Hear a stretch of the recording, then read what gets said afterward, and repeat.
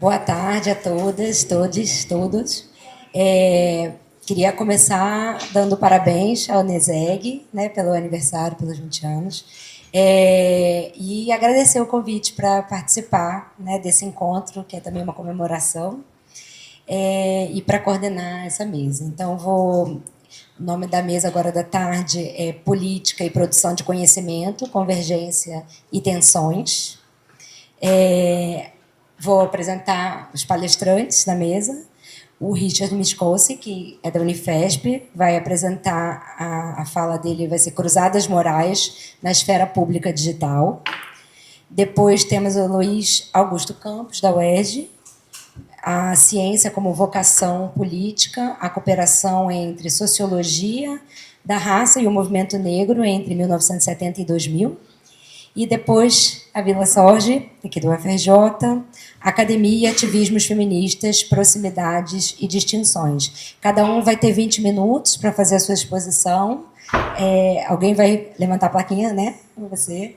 Então, ela vai avisar para vocês quando o tempo estiver passando e depois, ao final das exposições, a gente abre para o debate, né? E aí eu passo a palavra para a plateia. Então, bom, começar passando para o Richard.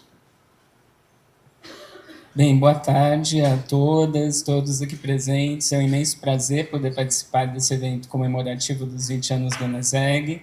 Agradeço demais o convite de todas as integrantes do Neseg, em particular da Bila, e muito feliz de poder apresentar algo, né, que é, na verdade, uma pesquisa ampla e que, na verdade, optei por não apresentar apenas um aspecto em particular ou com dados empíricos, e sim apresentar um campo de pesquisa no qual eu estou inserido atualmente. Vamos projetar, né? Vamos ver, até colocar ali, né? E, bem, é um prazer estar aqui com a Laura, com o Luiz Augusto e todo mundo. Agora sim, né? Então, o tema de hoje, na verdade, eu tenho uma pesquisa muito longa. Eu tenho saído, né, já há algum tempo dos estudos de gênero e me aproximado cada vez mais do campo dos estudos de sociologia digital, né, e também de comunicação política, digamos assim, desinformação. Tenho uma grande pesquisa sobre desinformação em saúde atualmente. E boa parte das pesquisas que eu tenho feito nos últimos 5 anos, eu acho que interessam também ao campo dos estudos de gênero, porque tem a ver com as discussões políticas que nos atravessam como sociedade e, em particular, esse campo, né? Então, nesse campo de estudos, né, você entra muito frequentemente tendo toda uma bibliografia que trabalha muito com a questão tecnológica. E o que eu tenho para trazer para vocês é como fugir do determinismo tecnológico e dar uma ênfase maior às relações sociais, históricas e políticas, né? Deixa eu ver se eu consigo passando aqui. Tá dando certo. E para fazer essa apresentação, que vai ser um pouco panorâmica, mas depois a gente, nas perguntas, vocês podem entrar em detalhes. Eu também vou apresentar aí alguns textos que podem servir de referência, caso vocês se interessem pelos dados empíricos, né, que eu tenho trabalhado. Um ponto de viragem e que surgiu a minha preocupação com esse campo, né, que é entre a comunicação política, a sociologia da mídia, a sociologia digital, foi o ano de 2016. Na bibliografia internacional se falou muito mais, claro, que do Brexit e da eleição do Donald Trump. A verdade é que o primeiro evento de 2016 que envolveu essa nova realidade comunicacional e política foi o impeachment da Dilma Rousseff no dia 17 de abril, né? Mas foi precedido por uma grande campanha e uma reorganização das forças políticas brasileiras, como nunca tinha ocorrido desde a redemocratização, né? Então, quais são as características em comum desses eventos? Uma coisa em comum que a gente pode perceber é que a comunicação passou a se dar de outra forma. E a organização da agência política, ela também foi modificada e vivemos dentro dessa nova esfera pública, que vocês podem, por simplificação, chamar de digital, mas eu prefiro chamar de técnico-mediatizada, por razões sociológicas. Porque ela tem um aspecto técnico, que a maior parte da bibliografia trabalha, dando uma ênfase às questões de vigilância, de polarização política, mas ela tem um lado midiático que tem sido menos explorado e que me interessa particularmente, né? Então, essa esfera pública ela tem causado transformações profundas, sobretudo no que o fenômeno que nos Estados Unidos eles chamam de polarização política, que é uma sociedade bipartidária. A gente está em outro país, outra realidade. Chamar de polarização política me parece muito complicado, né? Mas sem dúvida de radicalização política. E, com relação a isso, acho que nenhum de nós diria que não, né? E essa transformação a gente pode caracterizar como sendo uma passagem da era de comunicação de massas para a era de autocomunicação de massas, né? De uma forma muito simplificada, né? E tem duas características que eu tenho trabalhado já nesses últimos, sei lá, já perdi as contas, né? Uns 7, 8 anos, talvez, mas sobretudo a partir de 2019. O primeiro é que nessa nova esfera pública, que, a despeito do tema evocar o Habermas, eu trabalho muito mais a partir da comunicação política, né? Porque, tudo bem, todo mundo aqui, imagino que seja de ciências sociais, sabe que para o Habermas a esfera pública é o espaço em que se discutem questões de interesse comum, mas na visão dele a partir de visões que têm uma racionalidade. Só que, historicamente, na área de comunicação, desde os trabalhos do Bernays sobre propaganda, e os trabalhos, por exemplo, do Walter Lippmann, Public Opinion, de 1922, a área de comunicação foi para o estudo objetivo de como se disputa a opinião pública. Então, eu estou trabalhando com o que ocorre efetivamente, o que te obriga a fazer estudo empírico, e não com aquela visão normativa do Habermas, né? E tem duas características dessa nova realidade comunicacional que se instaura definitivamente em 2016 que me interessam particularmente. Uma delas, que não está nesse slide, mas vou tocar, que é a unificação dos perfis. Por interesses mercadológicos, as companhias do Vale do Silício nos induziram a unificar os nossos perfis para circular online. Por quê?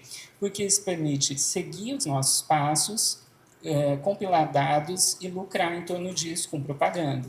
Mas isso também modifica a nossa agência política, porque nós passamos a agir a partir de um eu-perfil, de uma identidade perfil, claramente vinculado aí, acaba sendo um incentivo também para movimentos e forma de organização da sociedade civil baseada em identidades. Isso eu trabalho muito no Batalhas Morais, que foi minha tese de titularidade e que a Bila foi banca, tive esse prazer. E o outro elemento é o que está no slide, né, que envolve o fato, também presente no Batalhas Morais, de que a principal característica que eu observo nessa nova realidade sociotécnica é uma tendência a cortar os intermediários. A comunicação de massa se baseava em curadoria. Todas as notícias que a gente tinha acesso, e mesmo os debates que se faziam na esfera pública, eles eram feitos a partir da curadoria e da editoria dos jornalistas, que definiam qual era a pauta, qual era a agenda política.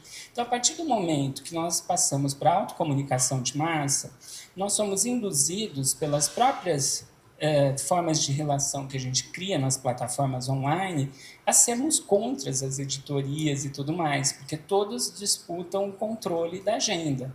E, nesse sentido, isso impulsiona um ataque constante às mediações, aos mediadores sociais, quer sejam profissionais ou instituições. Então, com relação a profissionais, você percebe assim, a revolução dos amadores contra os profissionais, em todos os campos. Então, você tem o digital influencer fazendo o papel do jornalista profissional. Você tem o digital influencer de identidade substituindo o professor universitário e até o atacando, porque a sua especialidade e o fato dele ser um especialista atrapalha o seu campo segmentado de atuação nas redes sociais. E por aí vai. Então, se ataca a justiça, se ataca as instituições. Então, eu acho que dá para ter uma ideia de como a era de autocomunicação de massas, a unificação dos perfis para a agência política e, ao mesmo tempo, esse ataque aos mediadores vai gerar necessariamente conflito, e isso tem um forte impulso anti-institucional, né? Espero que fique possível, em tão pouco tempo, apresentar tanta coisa. Ah, não, falhou, o que aconteceu? Vamos ver se tem outro, mas vou continuando até sem o daí, ele até ele colocar, né? Ah, bem, um dos pontos centrais que eu tenho percebido desde que eu entrei nesse campo é uma tendência ao determinismo tecnológico.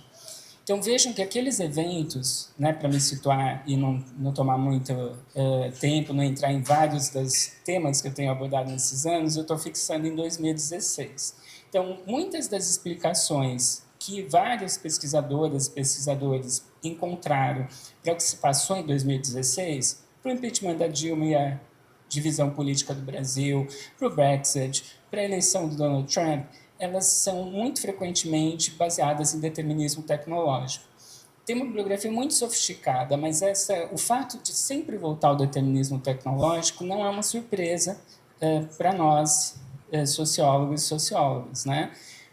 Quem apontou essa tendência há quase 50 anos atrás, se não me engano, acho que é de 74, se não me engano, o Television, do Raymond Williams, em que ele justamente vai mostrar um estudo paradigmático sobre a televisão, que à época ainda era uma novidade, né, naqueles tempos, e ele vai mostrar, olha, se você atribuir à tecnologia as origens de conflitos e tudo mais, você está esquecendo que a tecnologia é uma ferramenta usada por seres humanos e por grupos de interesse.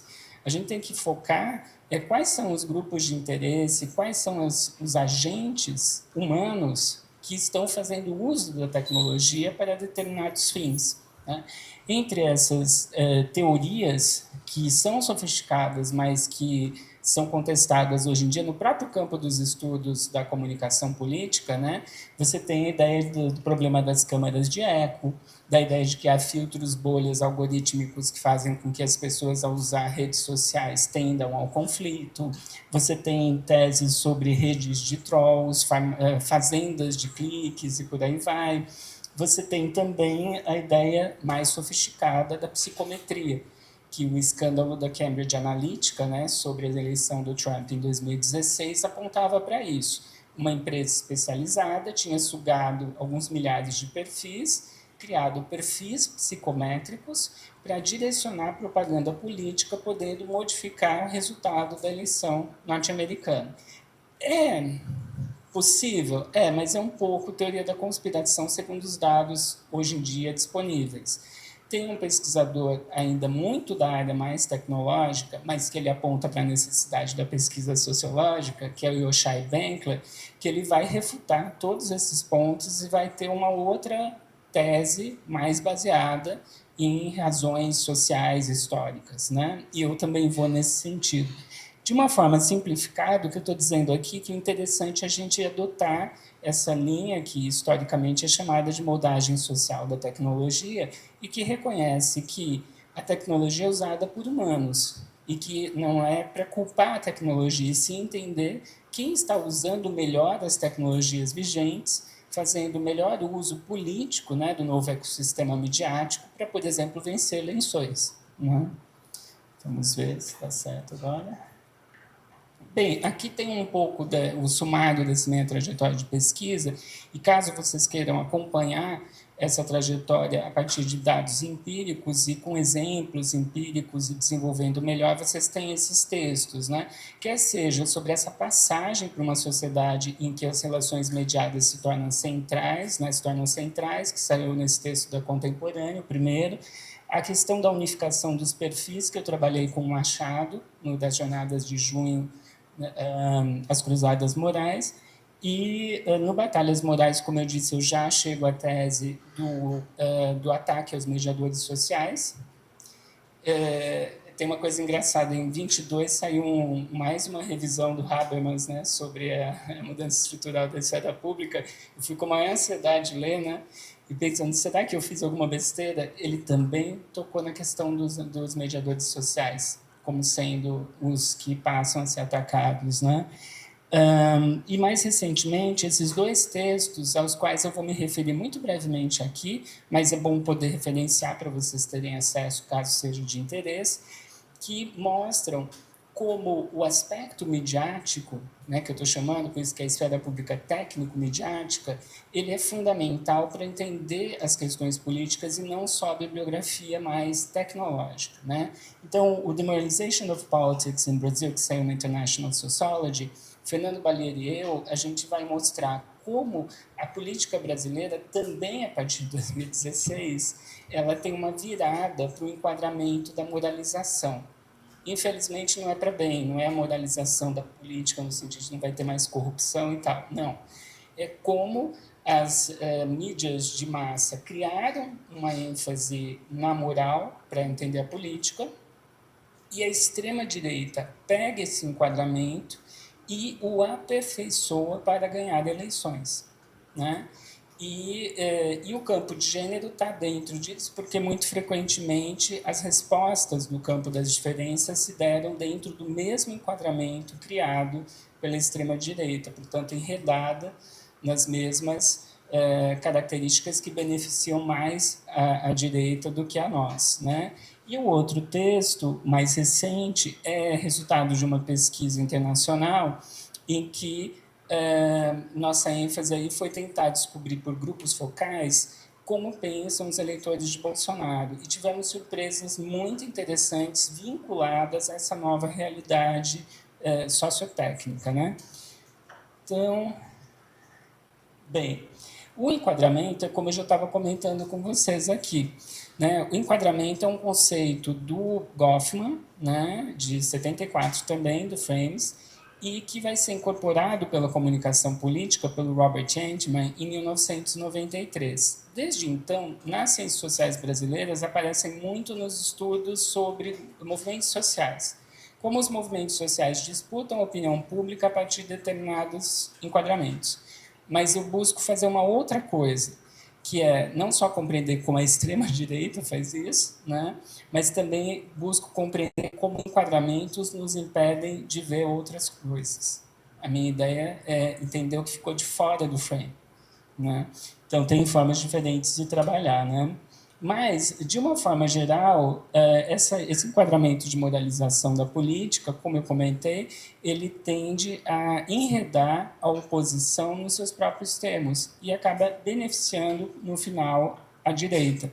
Porque, se a gente prestar atenção, se num contexto de polarização assimétrica, e aí não tem a ver só com a polarização política, mas sim a polarização das formas de comunicação, você tem no mundo muito mais apoio e assim, o circuito informacional da extrema-direita ele é mais deficiente e mais refratário a refutações.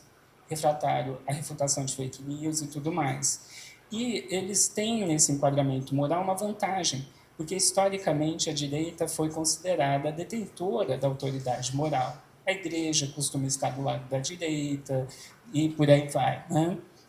E enquanto que o campo dito progressista tende a dar respostas que ficam enredadas. Né? Então, aqui tem algumas hipóteses sobre o que tem se passado, é basicamente o que eu já mencionei, né, que efetivamente esse novo ecossistema midiático ele é mais benéfico ao campo conservador, digamos assim, do que ao campo progressista, e o principal mesmo é o fato de que esse contexto político moldado por essa nova forma de comunicação que a gente tem, ele tende a incentivar autoritarismos. Não só por parte de uma radicalização da direita no seu discurso com críticas a políticas que seriam pró-minorias e tudo mais, mas dentro do próprio campo dito progressista. Porque as lógicas de cruzadas morais, do título de hoje, elas não se aplicam apenas às cruzadas morais contra as minorias, mas existem cruzadas morais no campo dito progressista.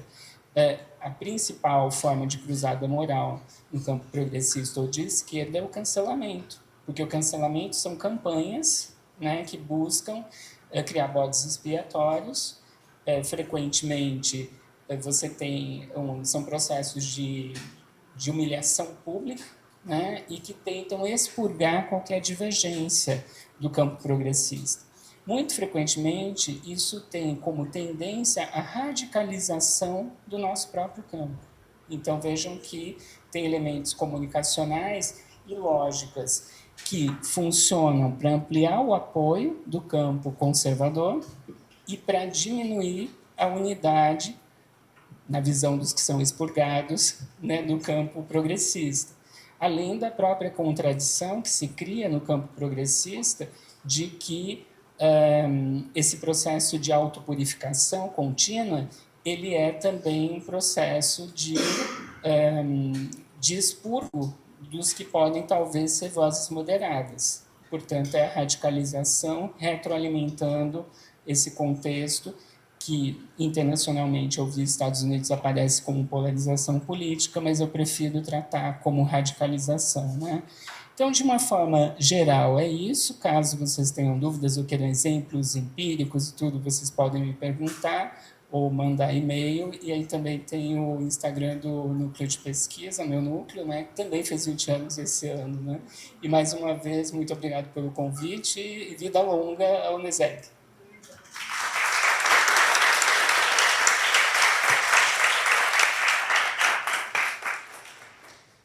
Obrigada, Rede pontualíssimo, né? Acho que nem precisou da plaquinha. Vou, então, passar a palavra agora para o Luiz Augusto. E a plaquinha ali fica tocando.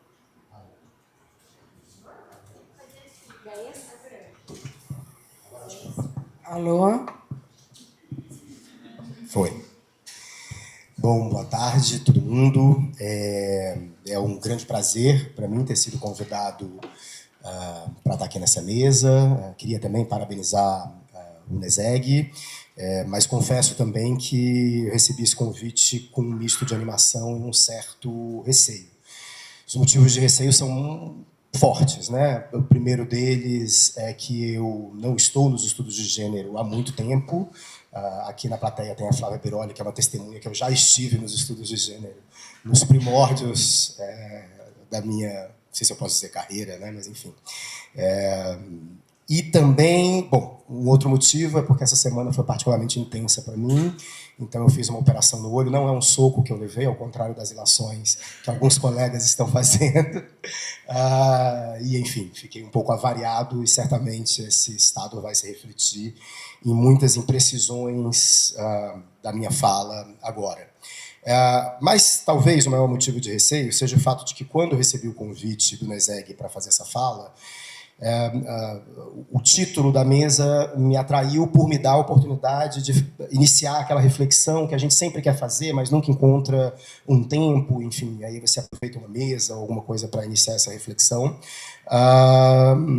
Mas, evidentemente, é uma reflexão bastante embrionária e que, além do risco de imprecisão, corre algum risco de ser impopular, espero que não. Mas o que, basicamente, eu pensei em tratar aqui é fruto de uma agenda de pesquisa mais secundária do meu trabalho, que tem a ver com o meu tema central, que são as desigualdades raciais e a sociologia da estratificação racial e das políticas antirracistas, como ação afirmativa, mas tem muito mais a ver com a constituição de uma sociologia das desigualdades raciais no Brasil e a sua relação com os movimentos negros, ou, para falar de uma forma mais ampla, com os movimentos antirracistas. Essa é uma agenda mais lateral, no sentido de que eu não me dedico tanto a ela, mas eu acho que a importância dela, pelo menos no meu modo de ver, tem a ver com o que ela ainda pode nos informar sobre modos de relação entre pesquisa acadêmica e engajamento político, para usar termos propositadamente bem genéricos. Nesse sentido, eu não vou apresentar aqui uma análise empírica sobre as relações de cooperação entre o movimento negro e pesquisa acadêmica, mas mais tentar ler essa relação para dela colher alguns insights que nos ajudem a entender por que essa cooperação foi tão importante da década de 70 até os anos 2000 e quais são os desafios que são colocados a essa cooperação, a essa relação atualmente. Isso também reflete a minha experiência como professor e uma certa situação que eu considero um pouco paradoxal. Quando o GEMA, o Grupo de Estudos Multidisciplinares da Ação Afirmativa, começou, o GEMA já tem 16 anos, temos aqui a Verônica Tocha da Flon, que estava lá também nos seus primórdios. Eu estou denunciando a idade das pessoas, né? Enfim, sem querer. Eu acho que havia uma certa resistência de parte de um movimento antirracista, movimento negro, ou, sobretudo, curiosamente, das universidades, em relação ao uso de dados. Né? Eu sou uma pessoa que, tradicionalmente, gosto de dados, gosto tanto de dados que editoro uma revista que se chama Dados. E o GEMA sempre teve uma orientação... Oi? Um pouco. A data é de 66, eu sou de 84, então tem uma pequena diferença. E durante a maior parte da existência do GEMA, o GEMA sempre teve essa orientação de trabalho com dados, mas também de trabalho com dados para produzir efeitos políticos, digamos assim. E nos primórdios, e até, na verdade, bem recentemente, nem sempre isso era bem visto. Então, foram muitas as apresentações de dados que eu fiz e que, às vezes, encontrava na plateia reações do tipo: números são necessariamente liberais, ou por acusação de positivista eu recebi várias vezes, embora eu ache um certo elogio, né, porque eu não me acho à altura do positivismo tão rigoroso assim. E, atualmente, eu acho que a gente vive um cenário curiosamente paradoxal. O mundo pós-pandêmico é um mundo onde as novas gerações, e sobretudo as novas gerações de pesquisadores negros e negras que chegam à graduação e à pós-graduação, em grande medida por causa das políticas de cotas, vêm hoje sedentos por dados. Então, por exemplo, no IESP ou no GEMA, todos os cursos que a gente faz sobre metodologia quantitativa têm listas de espera. A gente não consegue dar conta da demanda. Mas, ao mesmo tempo, em todos esses cursos ou em todas essas discussões, existe um certo paradoxo em relação a esse elogio e essa vontade de trabalhar com dados, e, ao mesmo tempo, uma certa crítica que permanece em relação aos valores imputados à cientificidade, como uma crítica à neutralidade científica, como algo que reproduziria opressões ou reproduziria um lugar padrão na ciência produzida pelo homem, branco, de meia-idade, e por aí vai. Ou seja, essa é uma confusão que aparece na mente, na cabeça dos alunos, dos estudantes que chegam, aparece eventualmente nas plateias, aparece também na minha cabeça.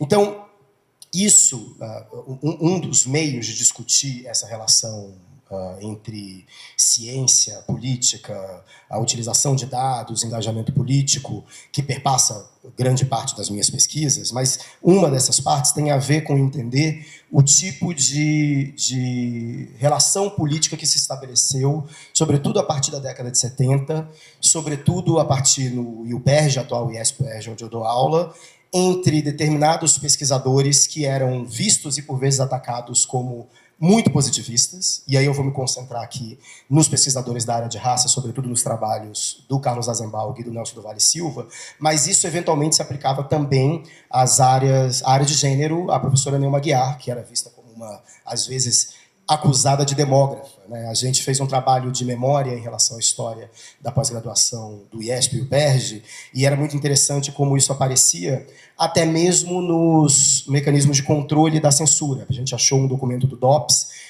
que falava da dados e dizia que o UPERJ recebeu marxistas e comunistas, e que isso era muito perigoso, mas que a ciência ali produzida era mais positivista e alinhada com os Estados Unidos, e que, por isso,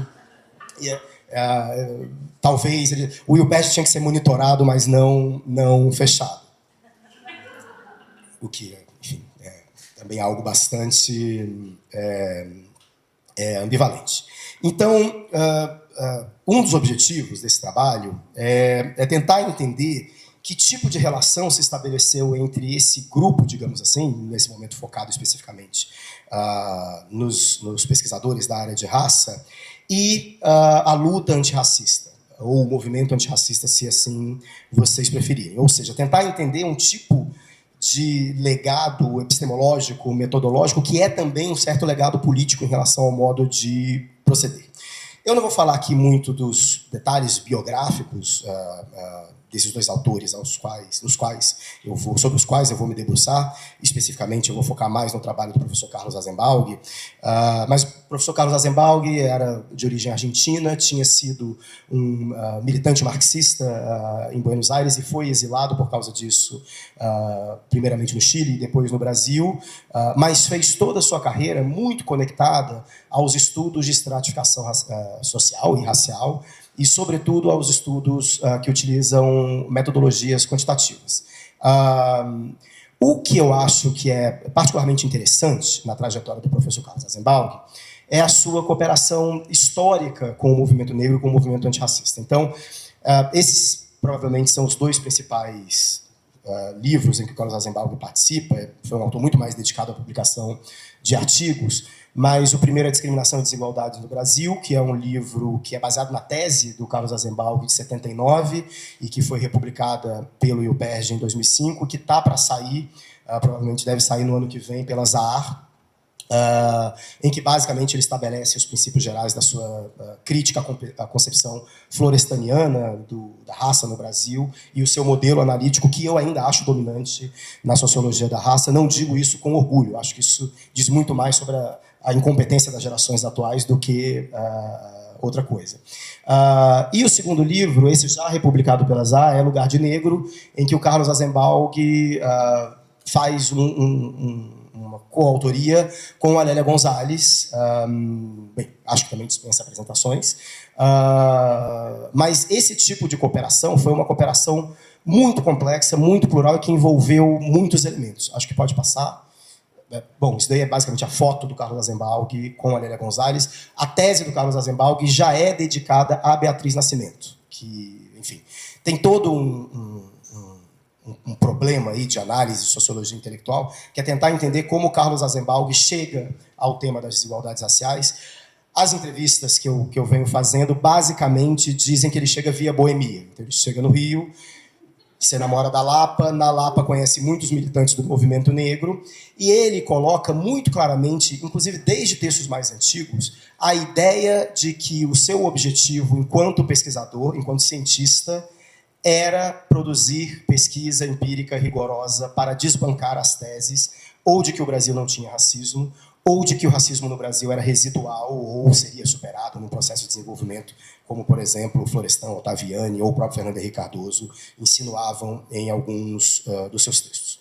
O Carlos Azenbalg teve duas grandes referências teóricas, as quais ele incorpora criticamente. Uma referência teórica foi o seu orientador, o Robert Blauner, que era um professor americano e que era um professor muito ligado ao estrutural funcionalismo marxista, tem toda uma teoria da alienação, do que ele chamava de colonização interna, mas é considerado um dos precursores das noções de racismo institucional e racismo estrutural, ainda que no sentido que o Blauner dava a esses termos é algo muito diferente do que hoje a gente vê nos debates públicos, ainda que eu tenha dificuldade de entender o que o debate público entende por racismo estrutural, que vira uma categoria tão inflacionada que serve para tudo, né?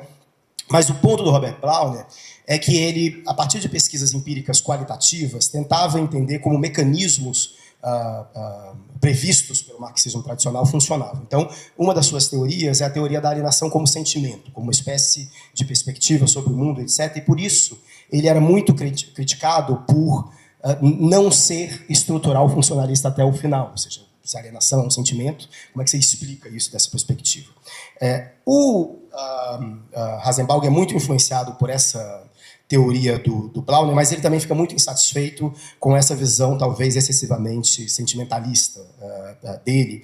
E ele aí sofre uma influência muito forte dos trabalhos sobre estratificação social do grupo de Michigan, né? Dudley Duncan, Peter Blau, enfim, vários autores, Andrea Tiller, que eram autores que estavam rodando dados muito robustos para entender a estratificação social e racial nos Estados Unidos, mas que, curiosamente, eram atacados como excessivamente conservadores ou, às vezes, liberais, por usarem muitos dados e por produzirem pesquisas que não tinham muita utilização política ou muita relevância política naquele momento. O que o Azenbalg e o Nelson do Vale Silva fazem é, de certo modo, juntar esses dois paradigmas e produzir uma espécie de abordagem que é, de um certo modo, altamente cientificista, entre aspas, e, de outro modo, altamente comprometida com a denúncia do racismo no Brasil. Eu sempre fico em dúvida, né, mas como eu não resisto a trazer gráficos, eu trouxe um tipo de análise muito simplória, mas que eu acho que traduz o tipo de modelo que o Hasenbalg e o Nelson produziram. Né? Eu não sei como é que está meu tempo. Não sei porque que eu perguntei como é que está meu tempo, né? Mas eu acho que... tá ótimo. No dela eu tenho 7 ainda. Pode passar várias vezes. O que pode passar mais? Isso daí é a pirâmide... Tá ótimo. Isso daí é a pirâmide de distribuição racial no Brasil, que ela mostra uma coisa que a gente já sabe, né? Pretos e pardos estão concentrados na base da pirâmide, brancos estão concentrados no topo da pirâmide. A princípio, esse dado não prova a existência do racismo no Brasil. Né? A explicação mais tradicional da década de 70 era de que isso representava a inércia da escravidão, a inércia da estrutura social da escravidão, que é algo que existia independente das práticas discriminatórias. Pode passar. O que o Nelson do Valle e o Hasenbalg fazem é basicamente comparar as taxas de mobilidade social de pessoas com a mesma origem de classe, mas com autodeclarações raciais diferentes. E o que eles mostram, eu não vou discutir cada dado desse para chegar no final da apresentação, é que existem desigualdades sistemáticas para pretos e pardos. Então, pode dar uns 3 ou 4, 3 cliques, eu acho. Tá ótimo. Pode passar mais um. Mais um. Bom, eu sou bastante cego, mas para quem está vendo isso, o que a gente vê é basicamente o percentual de um lado de brancos, autodeclarados brancos, que ascendem socialmente ou que permanecem na mesma classe, e do lado direito o percentual de pretos e pardos. Como vocês podem ver, a melhoria é sempre mais intensa para brancos do que para pretos e pardos. Esse dado é um dado muito simplório, a estratificação, os estudos de estratificação social não usam mais esses dados, usam modelos muito mais complexos, mas o que eu acho importante desse modelo é que ele busca calcular os efeitos do racismo e servir como evidência empírica do racismo. Outro tipo de estudo feito pelo Nelson e pelo Hasenbalg são os estudos de mercado matrimonial, que é basicamente entender as relações matrimoniais, afetivas, a partir de um mercado, e, nesse caso, até mais o Nelson em 89, enfim, as datas certamente estão erradas, mas em algum momento o Nelson calcula o grau de solidão da mulher negra. Então, ou seja, qual é o estoque de mulheres pretas e pardas que não se casam e, por não se casarem, tem também o seu processo de ascensão ou de mobilidade social afetado por isso. Isso sempre em diálogo muito estreito com o movimento negro. Acho que pode passar. Esse modelo, pode passar tudo isso. Isso é basicamente... Pode passar também mais uma vez. Mais uma. Mais uma. Bom, pode voltar, na verdade, ainda não é isso. Esse modelo teve várias influências. Né? Eu destaco 2 influências, que são influências institucionais, científicas, mas também políticas.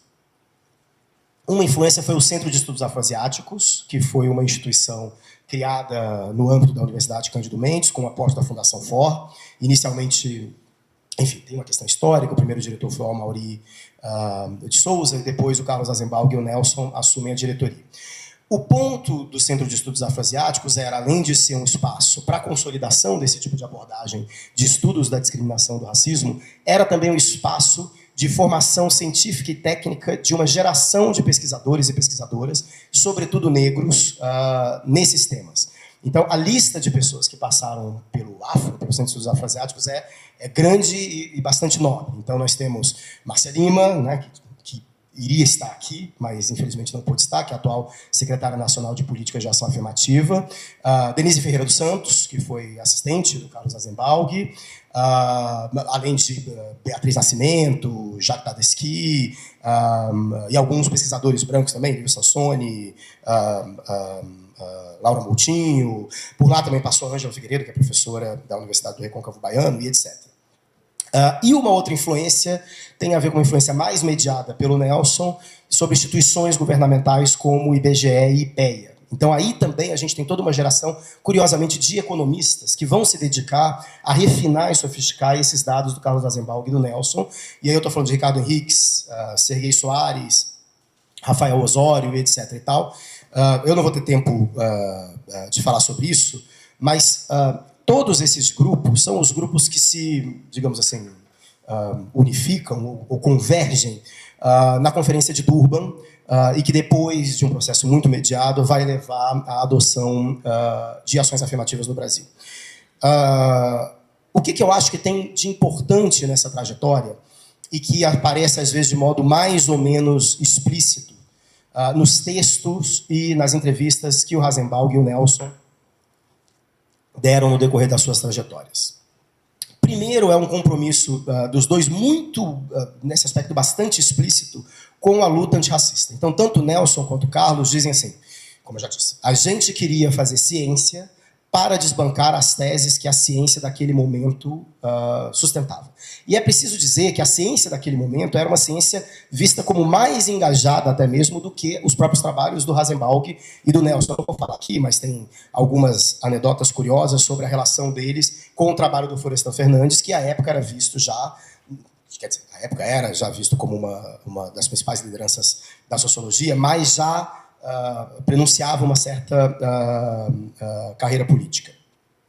E também tem uma visão muito mais implícita nos trabalhos deles de uma determinada concepção de neutralidade científica. Quando eu falo essa expressão, eu já fico com medo de ser atacado, né? Mas é uma expressão... Você entra na frente.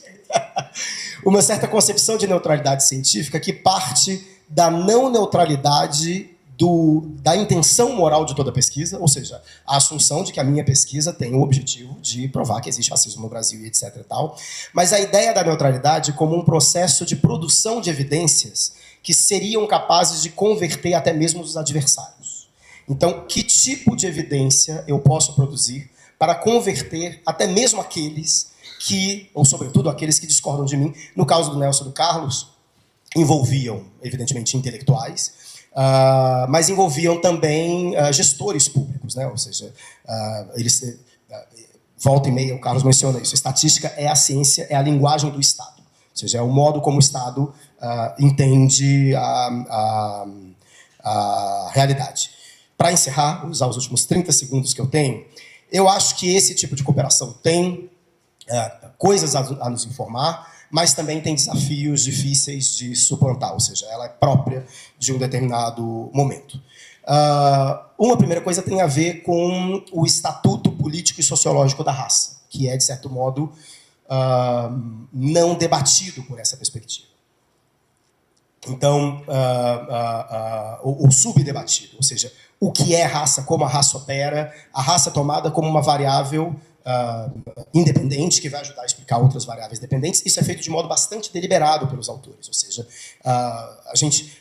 uma ideia de que cada um escolhe as suas lutas. Eu, nesse aspecto, acho que o trabalho do professor Antônio Sérgio Guimarães fornece, digamos assim, a reflexão teórica que esse paradigma precisa, mas fato é que hoje o grande desafio político, eu acho, em relação às políticas de ação afirmativa, ou em relação à sociologia da raça no Brasil, tem a ver com o Estatuto da Raça e das distinções raciais. Leia-se todos os debates relacionados à comissão de heteroclassificação, o que é raça, o que não é raça, como classificar alguém, etc. e tal. E um segundo elemento que eu acho que representa um sucesso desse paradigma, mas também representa alguns dos seus limites, tem a ver com o fato de que, como o Nelson falou em uma das entrevistas que a gente fez com ele, a gente sempre buscou a perda do protagonismo. Leia-se, a gente sempre buscou formar intelectuais negros que fossem capazes de trazer novas agendas e olhar para os dados com outros olhares. Isso aconteceu, ou seja, você tem algumas gerações de intelectuais e pesquisadores negros trabalhando desse modo, que aumenta a interpenetração entre a academia e a luta antirracista, mas, ao mesmo tempo, aumenta a complexidade e as disputas entre esses dois polos, que não são mais dois polos. Mas, enfim, deixo isso para discutir no debate. É isso. Obrigado, Bira.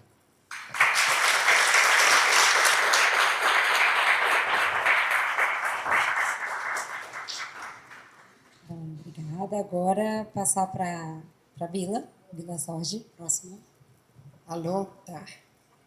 Então, bom, eu vou pedir uma licença poética para vocês. Eu vou ler, de alguma maneira, esse texto e, enfim, que está em papel, mas eu não vou dizer qual é a minha idade, mas eu ainda vou para seminários com papel, com texto impresso.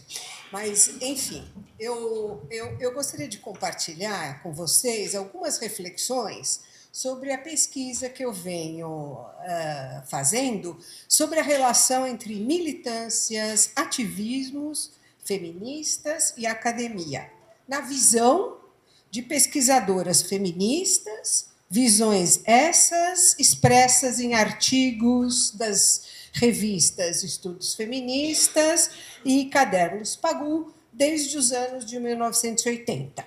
Eu tenho encontrado que o debate sobre esta relação foi muito intenso nos anos 80 e 90, início dos anos 2000, mas, a partir daí, foi arrefecendo e permaneceu praticamente ausente. Quando esse debate é mencionado nos anos recentes, trata-se mais de uma recuperação da história da formação das revistas do que propriamente de uma atualização desse debate para os tempos atuais.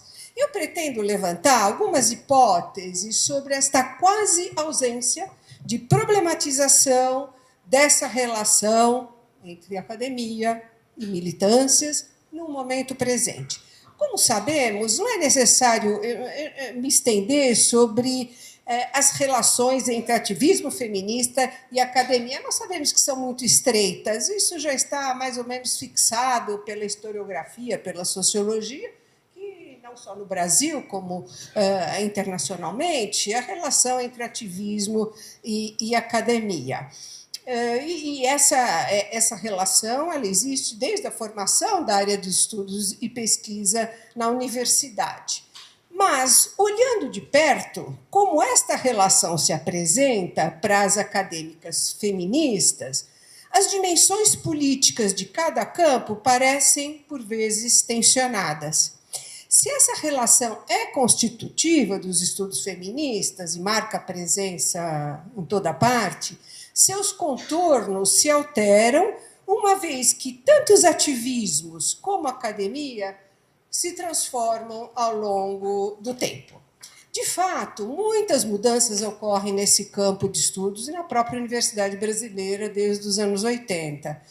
Não apenas mudanças de abordagem e de perspectivas, como mostra o reconhecimento quase hegemônico do conceito de gênero, a Regina falou sobre isso de manhã, diante da denominação mulher, como também se efetua a integração do tema da sexualidade pela área e a diversificação dos temas tratados. Além disso, ocorrem mudanças organizacionais no campo de estudos de gênero, com a multiplicação de núcleos de pesquisa, descentralização da pesquisa antes realizada basicamente no Sul e no Sudeste, multiplicação de seminários, de encontros, alguns chegando a atrair milhares de participantes. Outras mudanças importantes aparecem na composição social das universidades, sobretudo nas ciências sociais, com o crescimento do ingresso de estudantes de baixa renda, pretos e pardos,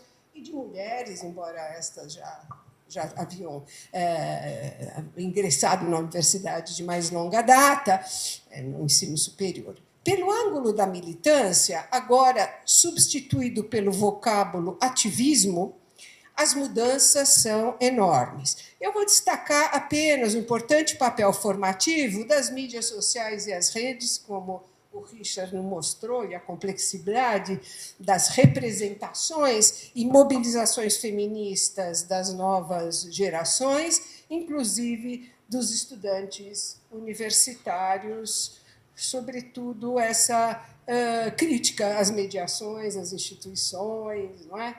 Eu diria assim que, de alguma maneira, eles são formados, né, nas mídias sociais e, de alguma maneira, chegam à universidade prontos, já estão prontos.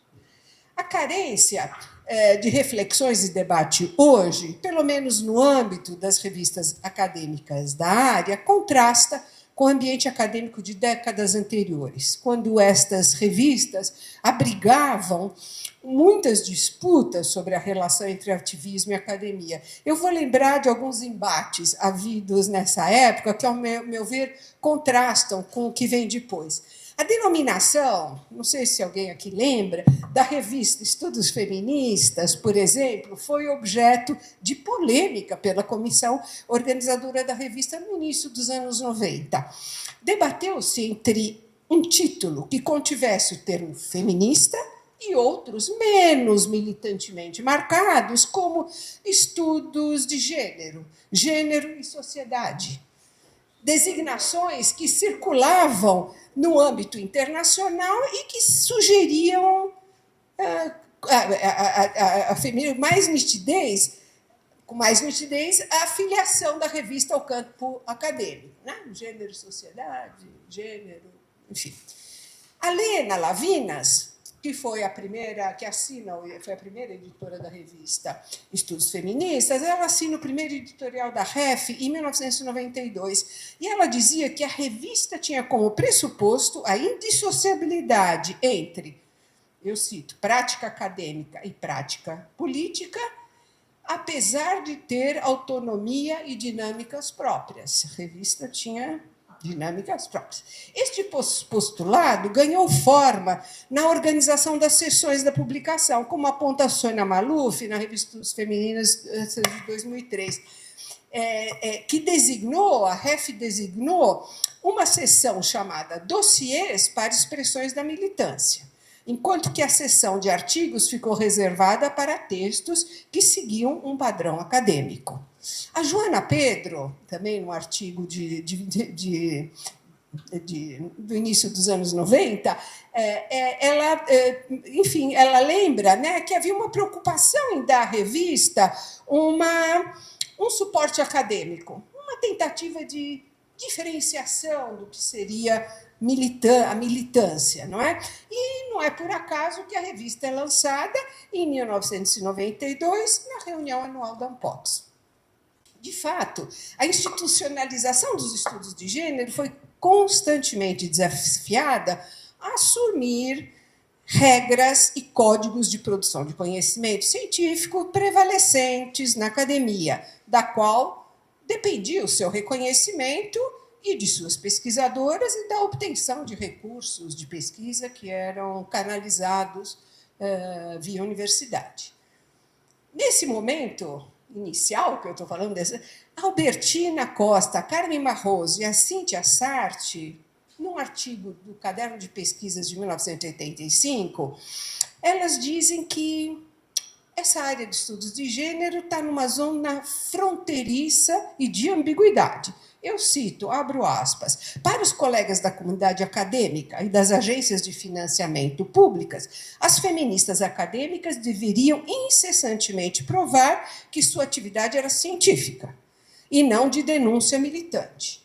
E para as feministas, por outro lado, elas precisavam provar seu desinteresse em uma carreira pessoal e seu empenho na causa coletiva.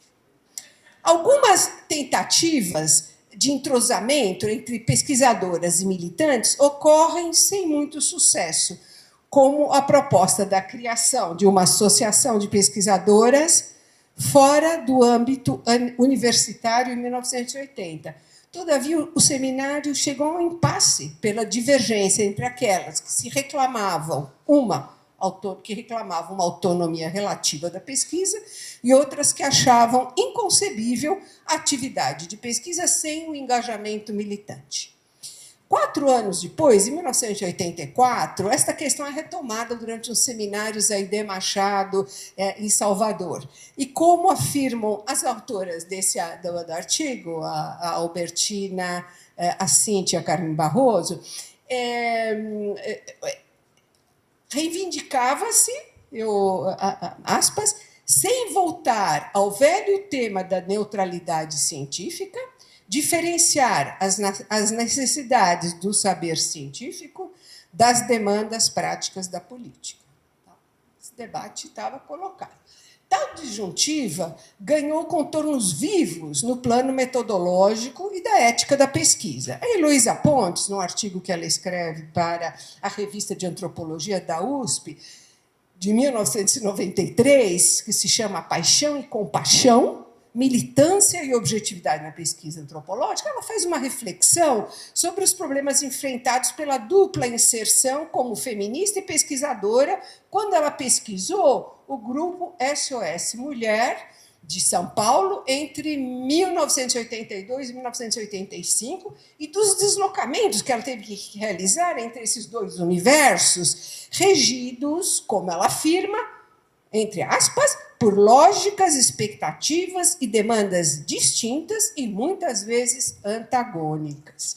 Na continuação do seu argumento, ela afirma que, entre aspas, ao propor uma pesquisa orientada pela perspectiva de dar voz aos oprimidos, é um pouco o que hoje a gente chama lugar de fala, percebi que a identificação subjetiva e política com as integrantes do movimento conduzia-me não à elaboração de uma análise antropológica sobre o feminismo, mas antes à reafirmação, travestida de cientificidade, das categorias e explicações nativas, isto é, feministas.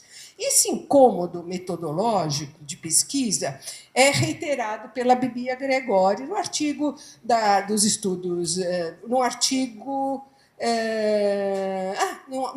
num livro sobre estudos de gênero, publicado pela Ampox, em 99. E ela chama atenção para o outro lado da relação, as inquietações da militância com o trabalho acadêmico. Para a militância, o conhecimento tinha que ser gestado na prática coletiva, e não de forma individual. Nesta mesma toada, várias pesquisadoras identificam que as militantes manifestavam um sentimento de exploração face às acadêmicas, que supostamente rentabilizariam as experiências de militantes para obtenção de títulos, prestígio, posições acadêmicas. Bom, esse assim era o debate nessas décadas. O esfriamento desse debate sugere que, desde meados dos anos 2000, as fronteiras entre academia e ativismo foram sendo gradativamente borradas. À primeira vista, podemos interpretar a retração dessas disputas como decorrência da consolidação dos estudos de gêneros e feministas nas universidades. Processos de institucionalização supõem formas de regulação de atividades, no nosso caso acadêmica, que fornecem roteiros, significados e práticas compartilhadas e portadoras de contornos específicos aos seus praticantes. Certamente, uma parte das pesquisadoras se situa nos parâmetros mais estritos do universo acadêmico, científico, mas outra parte, muito relevante, se desloca para uma aproximação com a militância. Possivelmente, os fortes ataques aos estudos de gênero, ao antirracismo e aos direitos humanos em geral, protagonizados por atores políticos conservadores e religiosos, agora, recentemente, uniu esses dois campos como uma forma de fortalecer a contenção e resistência às mobilizações antigêneros que têm nas escolas públicas e nas universidades seus alvos preferenciais. A interação entre esses dois campos fica muito explicitada, vamos dizer, a integração, eu diria quase a fusão desses dois campos, fica muito explicitada nas mudanças na formulação dos objetivos e do público-alvo do Seminário Internacional Fazendo Gênero, realizado na Universidade Federal de Santa Catarina entre 2006 e 2013, e sugerem o quanto a conjuntura política do país molda as interações entre academia e ativismo. Em 2006,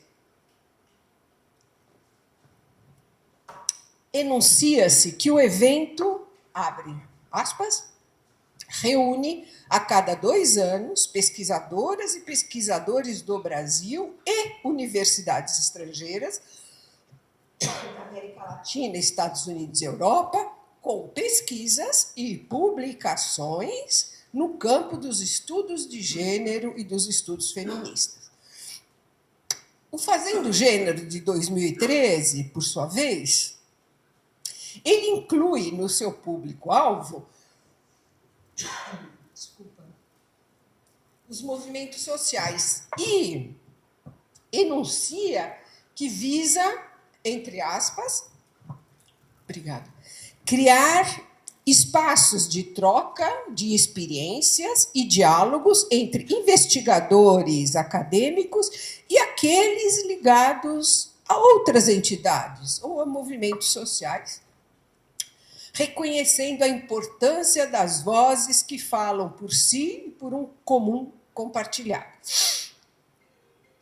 Em 2017, a relação com os movimentos sociais se estreita e ganha uma feição institucional, com a exigência que cada simpósio tenha uma debatedora, preferencialmente ligada a um movimento social ou organização feminista, que pode ser indicada pelas coordenadoras ou pela própria organização do evento.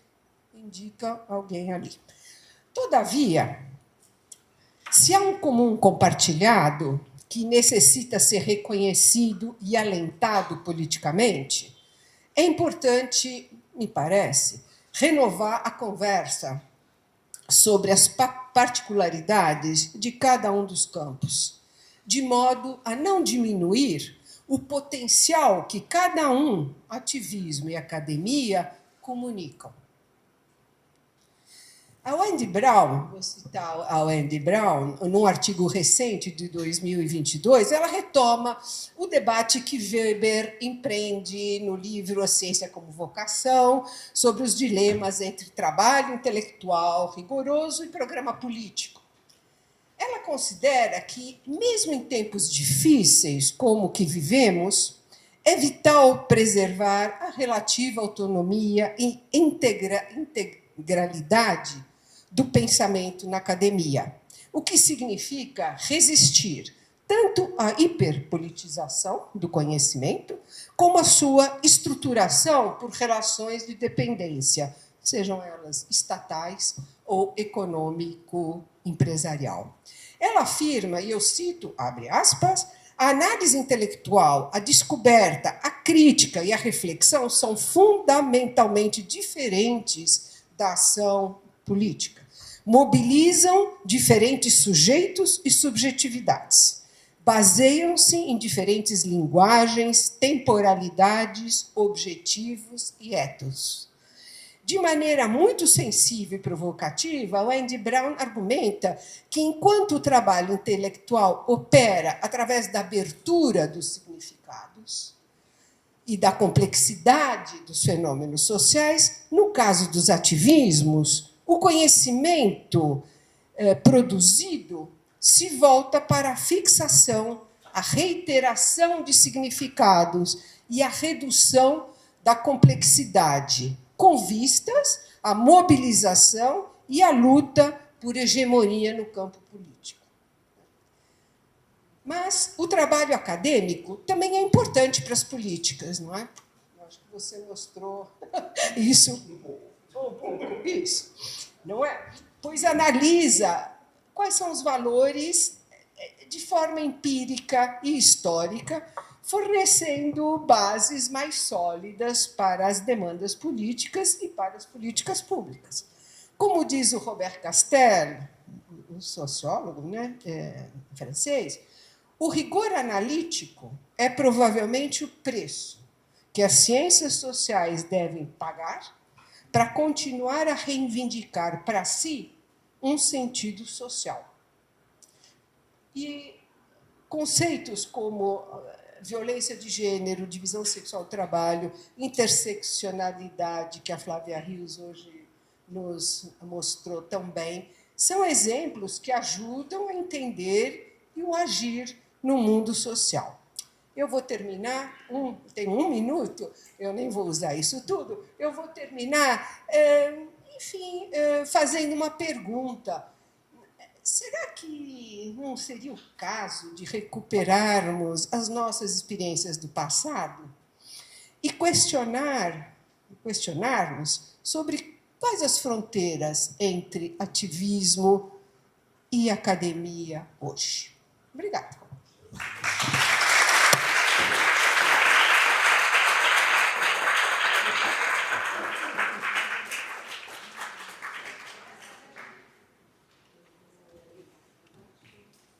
Oi, obrigada, gente, todos pontuais.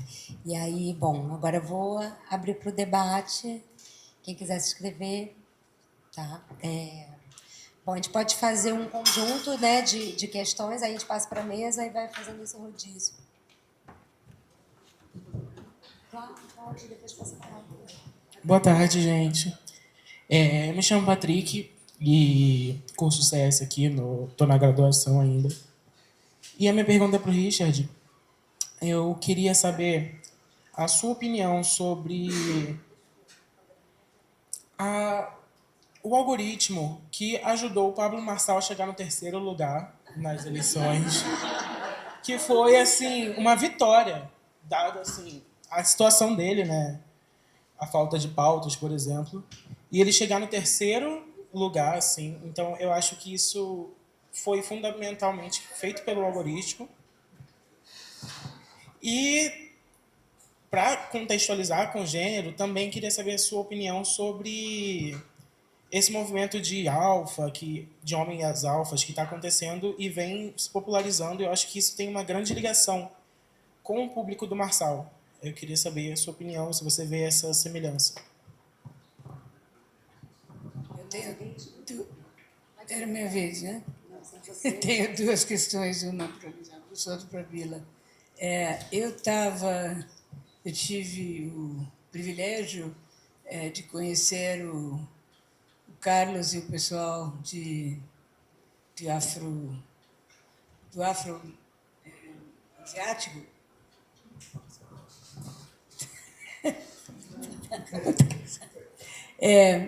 Num breve momento que eu trabalhei na Fundação Ford aqui no Rio, e quando eu conheci o projeto, e eles tinham financiamento da Fundação Ford desde o começo do tempo, e eu fui lá, ou eles foram me conhecer e depois eu fui lá e me informaram na fundação que a razão pela qual eles tinham tanto financiamento, que eles seriam mais ou menos o equivalente à Fundação Carlos Chagas para estudos de gênero, que era esse componente que você agora me lembrou de treinar jovens pesquisadores.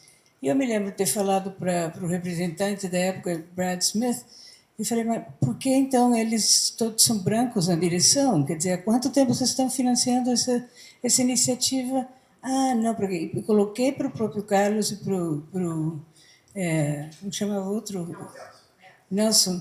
E eles falaram, bom, porque não teve talento para isso ainda. Gente, número de pessoas talentosas que eu conheci no breve tempo que eu estive aí. Então, tem uma forma em que outras instituições filtram esses dois campos que estão aqui sendo discutidos na mesa, né? Em termos do que é permissível, o que não é permissível, o que é hegemônico, o que é legitimado, etc., que eu acho que seria interessante você discutir também. E como isso tem mudado ou não, no caso dos estudos sobre racial politics, sei lá. Para Bila, eu estava pensando que parte do problema que eu tenho com essa tua análise, que temos discutido já algumas vezes, é que por que a academia tem que se legitimar? Quer dizer, você fala o rigor analítico é fundamental para justificar a nossa existência. Bom, não te diz algo que temos que justificar a nossa existência? Quer dizer, eu acho que se precisa rigor, quem define rigor?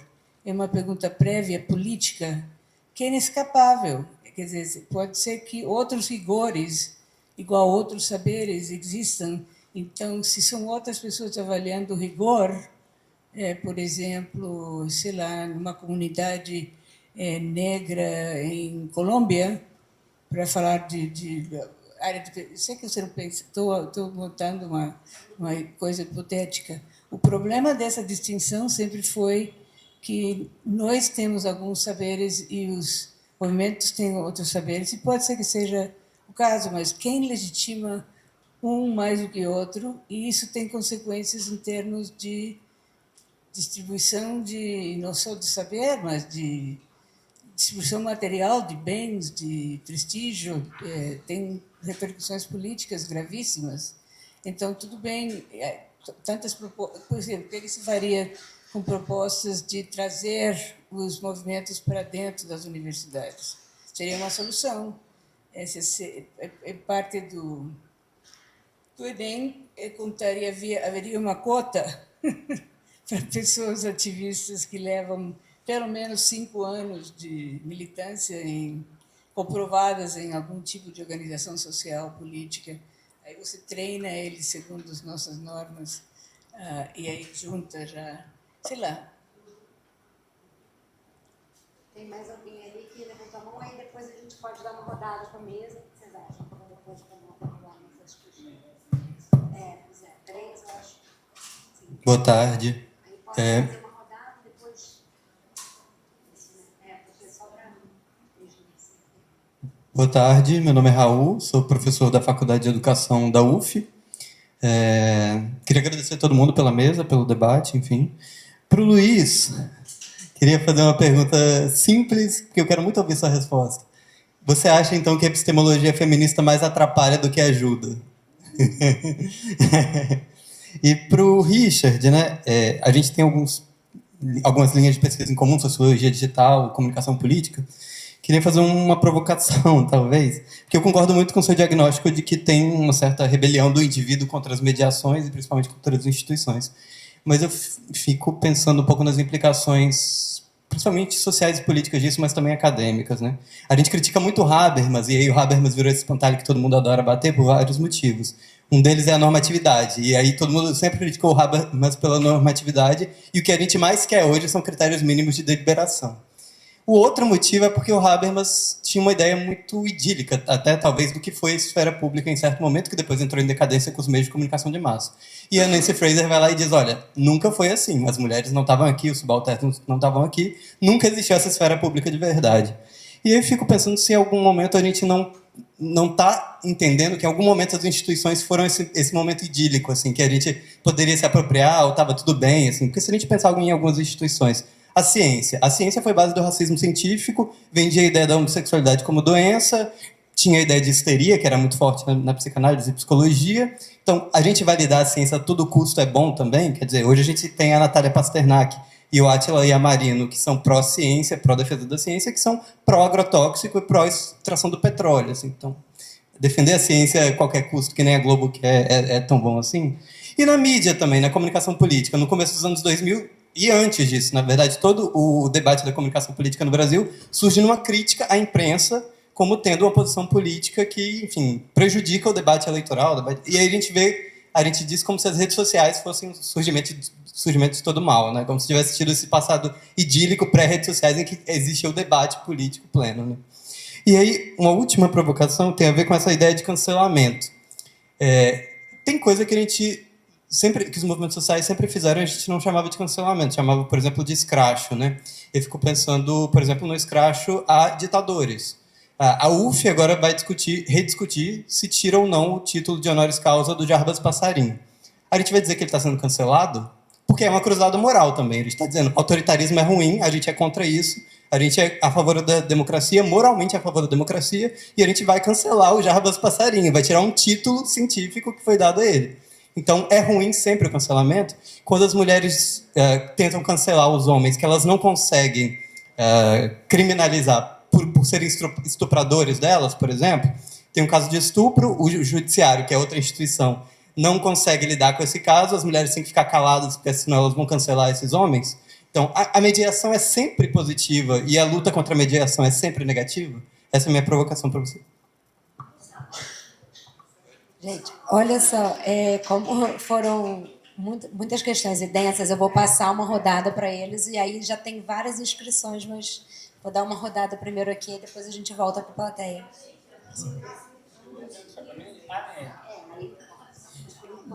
Bem, a primeira questão, o Marçal, dentro do campo, né, que eu estou inserido atualmente, não dá para você pensar em algoritmo, não. Na verdade, existem bases materiais e bases políticas para ele ter tido esse apoio. O fato dele fazer um bom uso das redes também envolve não só a expertise técnica, mas o que as redes proporcionam é um tipo de incentivo por exemplo, as plataformas de rede social são basicamente plataformas de empreendedorismo. Então, ela é a pessoa adequada para fazer uso disso politicamente. Né? Então, não é a tecnologia ou o algoritmo beneficiando o Pablo Marçal, mas sim a realidade do trabalho no presente, em que muitas pessoas trabalham mesmo de formas flexíveis, plataformizadas, e sem uma possibilidade apontada, por exemplo, pela esquerda, de como viver nesse contexto, já que não é mais a classe trabalhadora tradicional, ela encontra na imagem do empreendedorismo, né, nessas possibilidades apontadas por um dos poucos que conseguem sucesso, que é o caso dele, né, como é por aí. Né? Então, ele se beneficia de um contexto histórico, social, e aí as ferramentas impulsionam. Não sei se eu te respondi, mas não é o algoritmo, né? Seria uma explicação de determinismo tecnológico, a expectativa de que o algoritmo possibilitaria isso. Com relação às outras perguntas, são muito longas, daria outra palestra, tem os meus textos, né? Mas, de forma geral, a crítica ao Habermas, eu acho assim, ela é importante, não dá para negar. Inclusive, a crítica da Nancy Fraser é fundamental, né? Dos contrapúblicos. Só que os contrapúblicos, a gente sempre pensava, como antes a gente pensava de que a imprensa alternativa ou a comunicação alternativa ela era de oposição e de esquerda. Hoje em dia, quando a gente fala de algo alternativo, é de extrema-direita, né? Então, a coisa mudou mesmo, né? O Habermas, e a possibilidade das instituições como sendo mediadoras, isso permanece. Né? É normativo? Mas a própria ideia por exemplo, de constituição, de normas, de regras, de leis é normativa e isso não desfaz, né, do edifício jurídico. Ao contrário, a gente quer que ele valha, não é verdade? Só que quando você vai fazer pesquisa empírica, você começa a descobrir que você não pode ser normativo, você vai buscar dados, você vai entrevistar pessoas, fazer grupos focais e vai verificar que aquele modelo discutido pelo Habermas está muito mais na ordem, né, está afastado das bases empíricas, não só no sentido histórico, muito bem mostrado pelas feministas e, em particular, pela Nancy Fraser, mas também porque todo o campo da comunicação e da sociologia da mídia, até pesquisas sobre como que é mesmo a personalidade autoritária, e também Lasserfeld e tudo, você vê que, não, a gente tem que descobrir como funciona, né, o que hoje a gente chama de esfera pública. Né, ou opinião pública e tal. E aí você é levado a se afastar do Habermas, porque você não vai poder usá-lo como esquema analítico. Ele não é um quadro analítico apropriado. É mais apropriado você trabalhar até com o Walter Lippmann, que é de 1922, do que com Habermas. Porque ali você percebe a disputa da opinião pública, o controle estatal da informação, a possibilidade da opinião pública ser uma espécie de instituição a favor da construção de uma sociedade democrática. Esse é o ideal inicial do Lippmann, por exemplo. Isso vai se sofisticando, né, na comunicação política, na adoção da ideia de enquadramento, então por aí vai. Com relação a cancelamento, estou organizando um dossiê que vai sair na Contemporânea, acho que vai te responder ponto a ponto. Eu não tenho a menor dúvida de que se trata de punitivismo moral, né, e, portanto, ele está dentro desse enquadramento moral criado pela extrema-direita. O fato de o campo progressista atuar dentro dele revela que as forças autoritárias ganharam morada em toda parte, em todo o espectro político. Né? Não tem campo político imune a erros, equívocos e violências, infelizmente. Né? A gente é capaz de lembrar aqui da Hannah Arendt, quando ela vai estudar totalitarismo, ela vai encontrar isso tanto no comunismo quanto no nazismo, né? Tanto na direita como na esquerda. Né? E é complicado porque ali, quando você colocou os casos, retirar o título lá dessa pessoa não é um cancelamento, porque não é uma cruzada moral.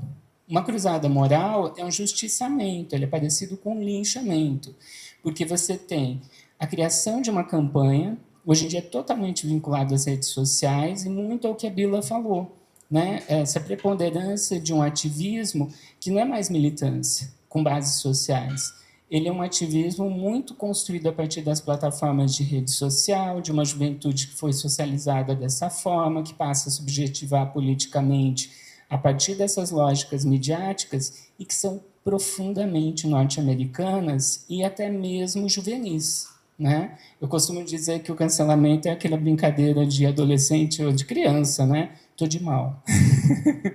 Né? É um pouco isso, mas o dossiê eu acho que vai poder te responder mais detalhes, mesmo porque são vários autores, né? E tem pessoas do direito também, né? Explorando isso tanto no direito, nas questões brasileiras, quanto internacionais, né? Então, vou passar, porque é muita coisa. Bom, eu vou inverter a ordem, vou começar pelo Raul.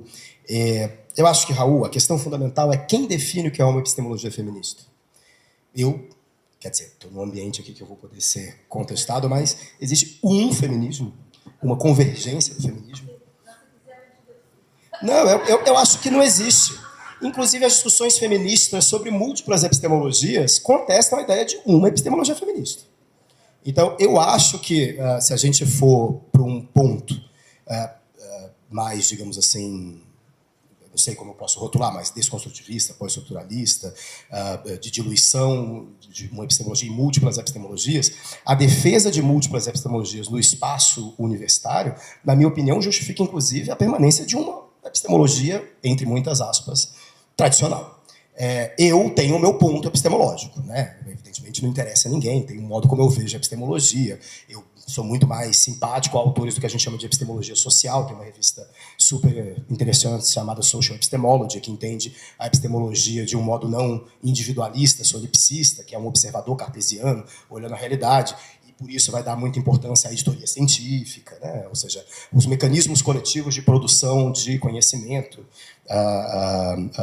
Mas eu, particularmente, entendo o que você está chamando de epistemologia feminista, mas eu acho que nem nas autoras que reivindicam uma epistemologia feminista há uma epistemologia feminista. Se a gente pegar autoras próximas que reivindicam isso, uma análise detida vai ver muitas diferenças e show. Para mim isso está ok, o mesmo em relação ao que se pretende uma epistemologia antirracista ou de outras perspectivas. E aí, eu quero chegar no seu segundo ponto, que é a frase que você falou, a ciência foi a base do sexismo e do racismo, é uma descrição histórica. Mas a ciência também foi a base de antissexismo e de antirracismo. Tem um livro que eu gosto muito, que é o livro do Stephen Jay Gould, aquele paleontólogo americano, em que ele mostra os primeiros psicólogos, estatísticos, enfim. Quando a gente fala assim, a ciência foi a base, a gente está falando em geral da ciência da transição do século XIX para o XX, que era uma balbúrdia, né? Então, assim, o Newton acreditava em alquimia, né? Até astrologia, né? Enfim. Mas o que eu acho interessante que o Stephen Jay Gould mostra é várias coisas, mas duas coisas que te respondem. Primeiro, como esses cientistas dos testes de QI, que tinham um objetivo explícito de provar a inferioridade dos grupos raciais, como muitos deles desenvolveram testes estatísticos altamente elaborados, talvez o mais famoso seja a correlação de Pearson, ou a regressão, foi desenvolvida para provar que negros tinham menos inteligência nos testes de QI. A primeira coisa é como eles fracassaram tanto que alguns deles, no final da vida, disseram assim, realmente não existe nenhuma evidência de que existe isso. Ou seja, é muito curioso, porque o racismo serviu de motor para a evolução da ciência e para o antirracismo, de certo modo. E como muitos deles, como por exemplo o Binet, que talvez seja o principal, tinha uma visão muito menos racista do que outros racistas que vieram depois dele, que eram muito mais elaborados.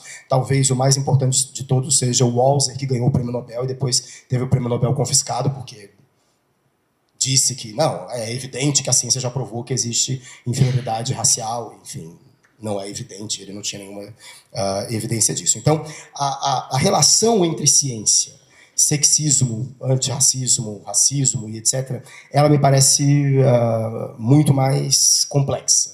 Eu recomendo, acho que uma excelente forma de acessar isso, não é um é um pouco jabá, mas é a antepenúltima temporada daquele podcast Ciência Suja, que discorreu como essa ciência do racismo ela era permeada de anteparos e que levaram a sua própria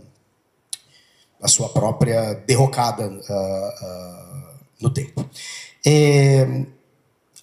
O Centro de Estudos Afroasiáticos e a relação com a Fundação FOR é uma coisa muito curiosa, né? Porque é uma coisa muito citada na bibliografia, mas muito pouco estudada de modo detido. Então, quase todos os textos sobre a Fundação FOR falam o Centro de Estudos Afroasiáticos, a Fundação Carlos Chagas, o IUPERJ, o SEBRAP, etc. E tal. Isso que você mencionou é algo muito presente nas falas. Então, é muito curioso, o Centro de Estudos Afroasiáticos nunca teve um diretor ou uma diretora negros, né? E, ao mesmo tempo, sempre se colocou como um espaço de formação de maioria negra. Então, existe aí um dilema, que eu acho que é um dilema que se apresenta ainda hoje, ainda que em outros moldes, que é esse dilema de como você fornece... Estou simplificando, caricaturando, porque o tempo não permite, né? Mas como você fornece um tipo de formação científica rigorosa, com base em dados, metodológica, etc. e tal, ou até mesmo filosófica, o Centro de Estudos Afroasiáticos tinha uma área meio mais teórica e etc. e tal. Mas como você coaduna isso com a ideia de dar voz, como a Bila mencionou, aos grupos tradicionalmente oprimidos? Porque tem uma tensão constitutiva entre essas duas coisas, né? Ou seja, então, o Centro de Estudos Afroasiáticos, eu diria que ele, no seu projeto inicial, se propôs a enfrentar isso e não enfrentou detidamente, porque o argumento era sempre ainda não temos talentos, e era muito curioso, porque os pesquisadores negros e negras foram saindo. Depois, eu menti, na verdade, né? Houve um diretor negro que foi o Jacques Tadeschi, mas já no momento de derrocada do Centro de Estudos Afroasiáticos, a própria revista também saiu. Eu acho esse o debate mais espinhoso e mais interessante atualmente quando a gente está discutindo a universidade hoje e a ciência hoje. Justamente porque essas relações, não dá mais para a gente falar de relações com o movimento, né? Ou seja, se a gente pensar no movimento negro mais institucionalizado do Brasil, eu costumo dizer que é difícil achar uma liderança que não tenha doutorado, né? Ou seja, ainda que possa se colocar anti-universidade ou anti-ciência, etc. E tal. E aí eu chego na sua outra questão, já estou falando um pouco demais, mas eu particularmente acho que a gente vive um momento de urgência de legitimação da universidade no Brasil. Eu acho que a gente tem um fato, né? O GEMA, uma das pesquisas que a gente está fazendo já tem algum tempo, e os resultados não saem por minha culpa, são pesquisas com as gerações de diferentes cotistas na UERJ, que foi uma das primeiras universidades, se não a primeira, a adotar cotas. E o que tem uma tônica bastante paradoxal e problemática nas entrevistas, que é o seguinte: você pergunta qual foi o lugar da UERJ, a gente está fazendo UERJ e UNB, né? Qual foi o lugar da UERJ, da universidade, na sua trajetória de vida? É quase consensual, assim. Não, foi um lugar impressionante, foi na universidade que eu me descobri enquanto uma pessoa negra, foi na universidade que eu entrei em contato com movimentos sociais, etc. Como é que foi sua experiência na universidade? Foi péssima. Foi na universidade também que eu descobri o racismo, foi na universidade. E isso produz uma relação muito ambivalente dessas gerações com a universidade. Mas, enfim, já falei demais. Tá, então só vou rapidamente. Acho que, Raul, eu ia falar sobre a ciência, mas eu acho que o que o Luiz falou é basicamente o que eu também considero. E, basicamente, ciência, o que eu acho que é mais característico dela é justamente que ela é e não é, quer dizer, ela é um processo em constante mudança.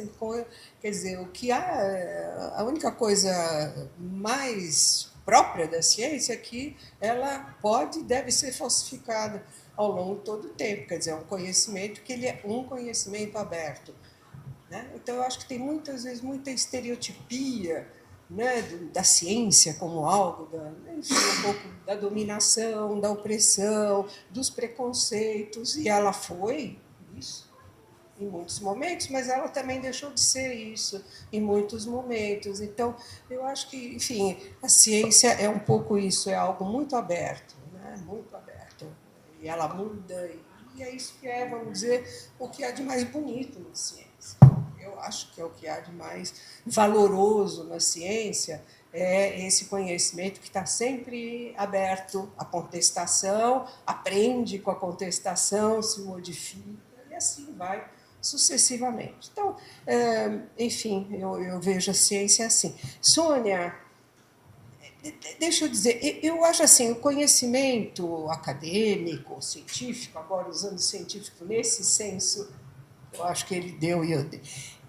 Não há, vamos dizer, eu não estou colocando o conhecimento, os saberes locais, os saberes e o saber, o conhecimento científico, num julgamento hierárquico. Eu acho que são diferentes formas de conhecimento. Eu acho que não há dúvida, e são formas de conhecimento que enriquecem muito a nossa vida social, cada um deles, né?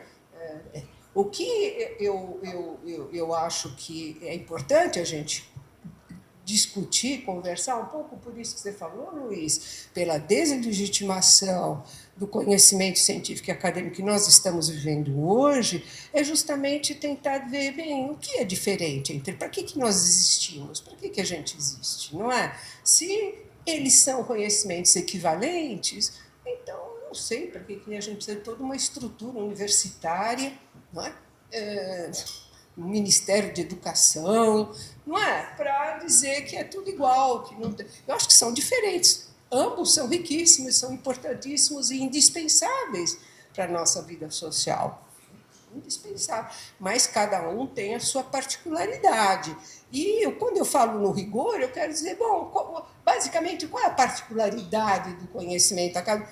É que tudo aquilo que a gente expressa, não é baseado em alguma metodologia, em alguma argumentação, em alguma discussão. Ele não enfim, há várias metodologias, não é uma só, várias metodologias, mas ele tem algum tipo de fundamento numa pesquisa, numa metodologia que qualquer outra pessoa pode se convencer sobre a justeza ou não daquilo que eu estou falando, olhando como é que eu cheguei a essa conclusão, não é?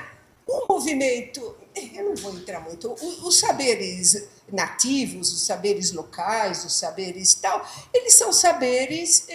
Olha, alguns se fundam na experiência. Eu acho que hoje a gente falou, né, Regina, sobre a questão da experiência, que ela é muito importante para a formação subjetiva nos movimentos sociais. Mas quando eu penso o que os acadêmicos, pesquisadores fazem com a experiência? A experiência tem que ser interpretada, não é? Ela não tem essa natureza natural que muitas vezes os movimentos sociais atribuem à sua experiência. Eu nasci tal, eu estou nesse lugar de fala, e quando eu digo qual é o meu lugar de fala, então, poxa, tudo que eu vou falar sobre isso é incontestável, não tá sujeito a nenhuma dúvida, nenhuma contestação. Eu acho que nós, na academia, quando a gente pensa nos saberes locais, nativos, etc., esse saber ele é mediado, né? Agora é a sua mediação, né? Ele é mediado pelo nosso esforço teórico, conceitual, para tentar entender qual é o sentido dessa experiência enfim. Então, eu não estou colocando isso em nenhuma hierarquia, né? Qual é o melhor, qual é o mais... Eu acho que existem regras que diferenciam os dois conhecimentos. E eu estou preocupado mesmo com isso, porque se a gente não achar que o conhecimento científico vale a pena socialmente, ele tem um sentido social e ele é diferente das opiniões, do que os movimentos sociais acham dele, e etc., eu acho que nós realmente podemos fechar a loja. Agora, isso, obviamente, não significa que a gente não pode se aproximar dos movimentos sociais, que a gente não deve escutar. Óbvio que deve, nós somos pesquisadores. Eu devo escutar o que os movimentos sociais estão falando, o que eles estão querendo, como é que eles estão significando o mundo. Não é? Eu tenho que estar próxima deles, não é? Não estou defendendo se fechar numa torre de marfim e, bom, ficar lá entre nós. Mas...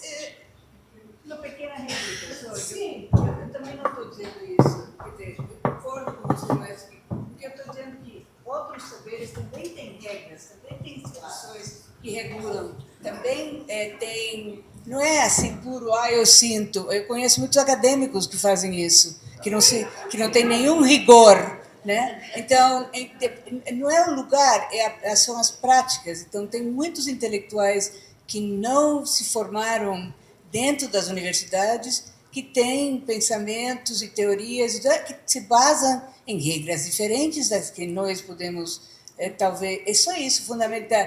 E eu sou toda a favor de não fechar a loja. Apesar de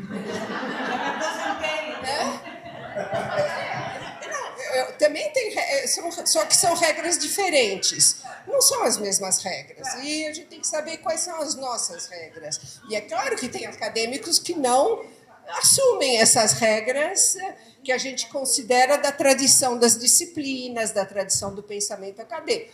Mas, enfim, claro que tem regras, não somos...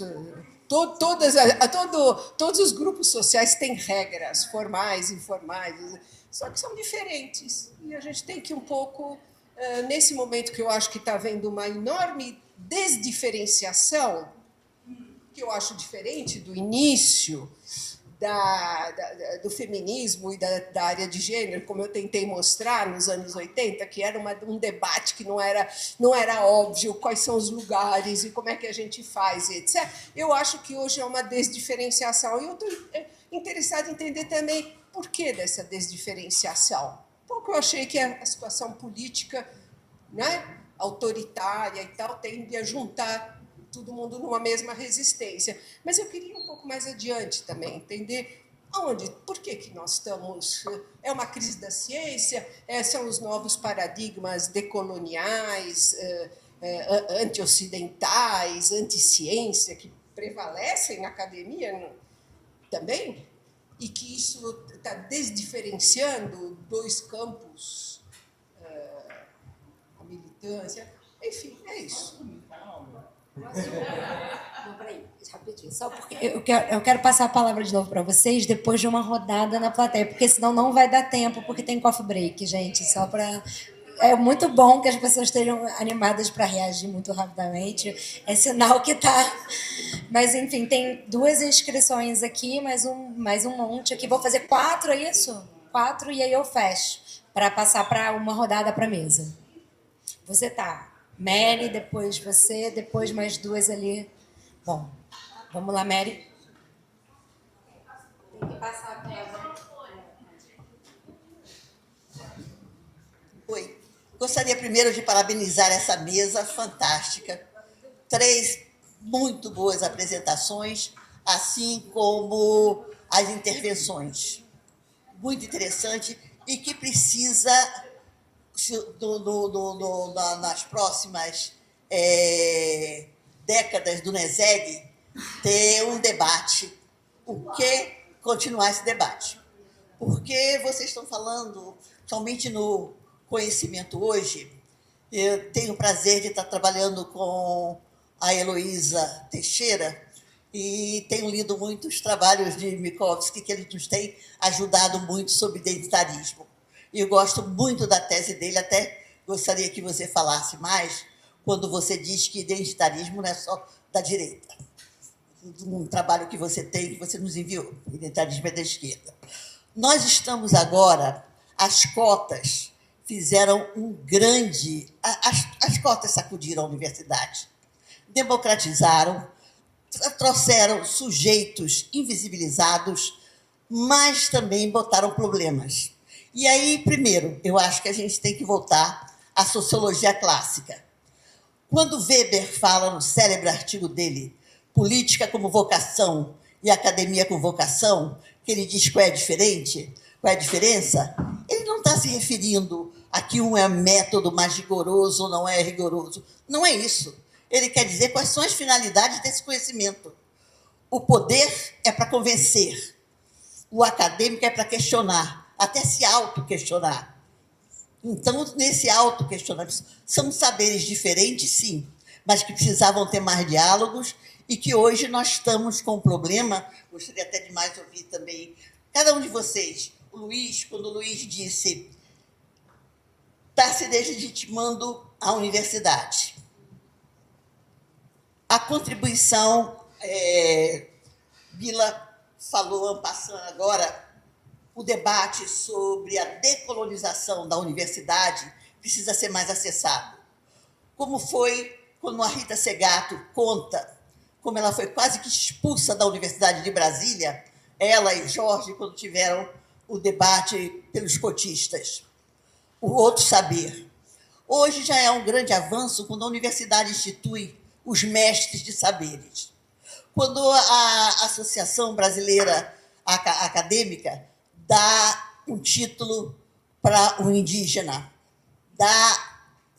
mas é importante diálogos. E diálogos porque não é só quando há coisas negativas e positivas. Quando Thompson, na História da Classe Operária, critica o conceito de experiência, a gente tem que discutir também o conceito de lugar de fala, que tem vieses também. Quando a Spivak diz que ninguém representa ninguém, quem disse que os cotistas representam os negros que estão na comunidade, nas favelas, que as mulheres que entram, feministas que entram aqui e que defendem o mulherismo, estão representando a filosofia africana? Os cotistas e muita gente que está entrando na universidade está pedindo também outras referências bibliográficas. E eu creio que esse debate tem que continuar acessando autores como Foucault, Mambebe. O saber é poder. E o pessoal que está entrando na universidade está querendo também poder, não só de sentar do lado de cá, mas sentar do lado de cá. E aí é quando a Sônia diz, reconhecer que há outros saberes, concordo, mas esses saberes precisam de diálogos. Precisam de diálogos e haver uma autocrítica, por isso que eu creio que a decolonização da universidade passa por todos, mas também não podemos admitir, como, inclusive, o Sposi, nos seus trabalhos, fala, e ele mesmo foi vítima de cancelamento absurdo. Não é, Bibas? O que...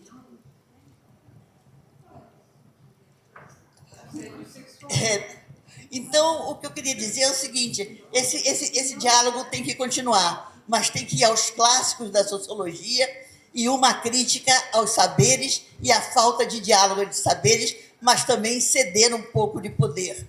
E, olha, ceder o nosso poder como supremacia branca é difícil.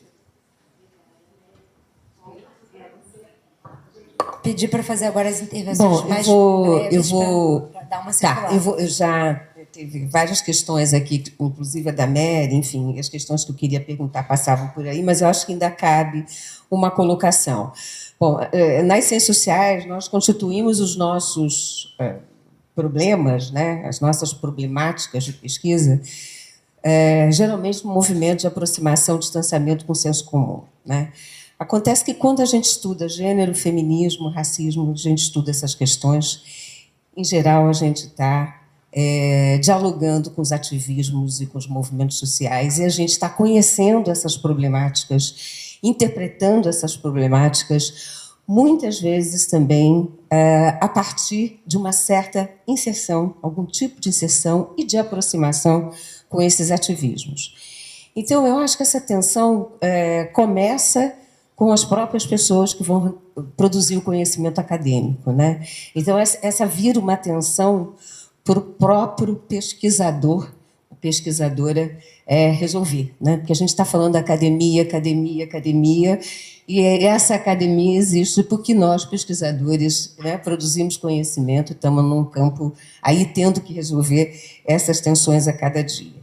Então, eu queria que vocês falassem mais um pouco dessa dupla inserção, né? Como é que é isso para vocês? E queria dizer o seguinte, eu acho que, bom, para mim, quem muito bem resolveu isso na academia hoje, que justamente vai interseccionar duas questões que são fundamentais para nós aqui, pelo menos nesse debate, que é gênero e relações raciais, é a Patrícia Hill Collins, né? Com o standpoint, né, com a teoria do ponto de vista. Então, eu queria que a gente pensasse isso, né, a partir, talvez, dessa inspiração da Hill Collins, e principalmente vou usar uma palavra que a Bila usou, né?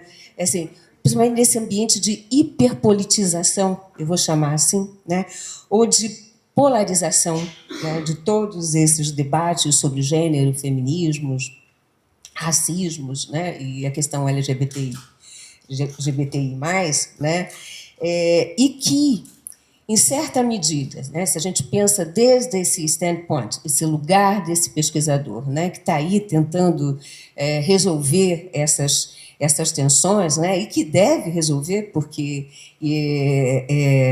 bom, eu concordo com várias questões que ela levantou, apesar de também fazer esse parênteses com relação à produção dos vários saberes, né, que a gente também tem que resolver, né, como é que a gente vai trabalhar isso na pesquisa, mas eu perguntaria como é que a gente resolve, né, isso, né, que, em certa medida, eu diria, nós acabamos sendo convidados a uma certa cooperação, né, em algum limite, a uma cooperação, uma solidariedade no sentido mais integrador possível, né, com esses outros saberes, né, desses movimentos.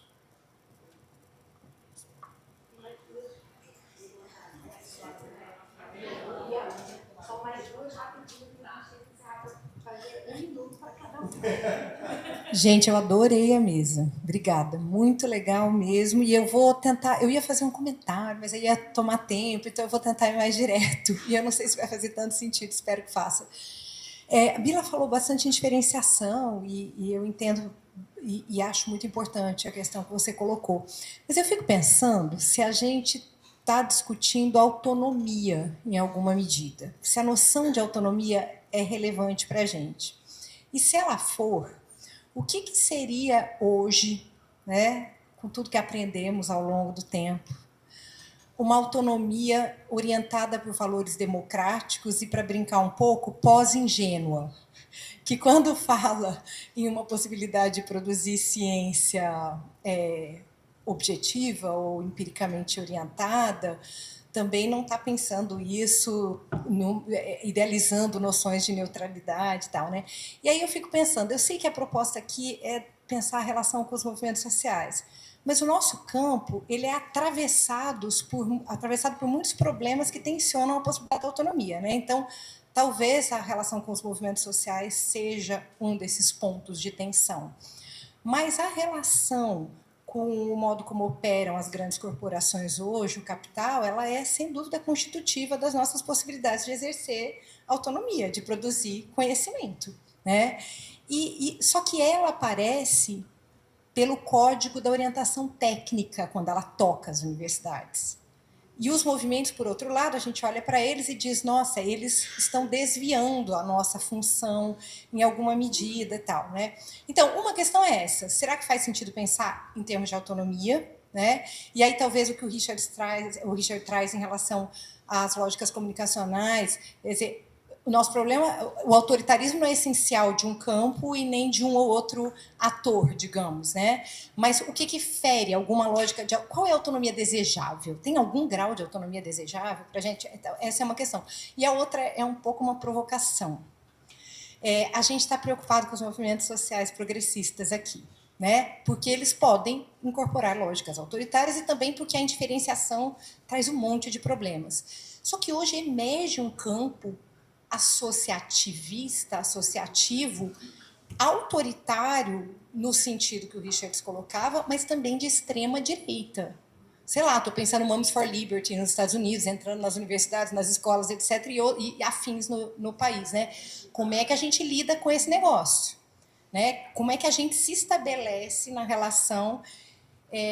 Enfim, acho que a gente precisa pensar nisso também, né? Obrigada.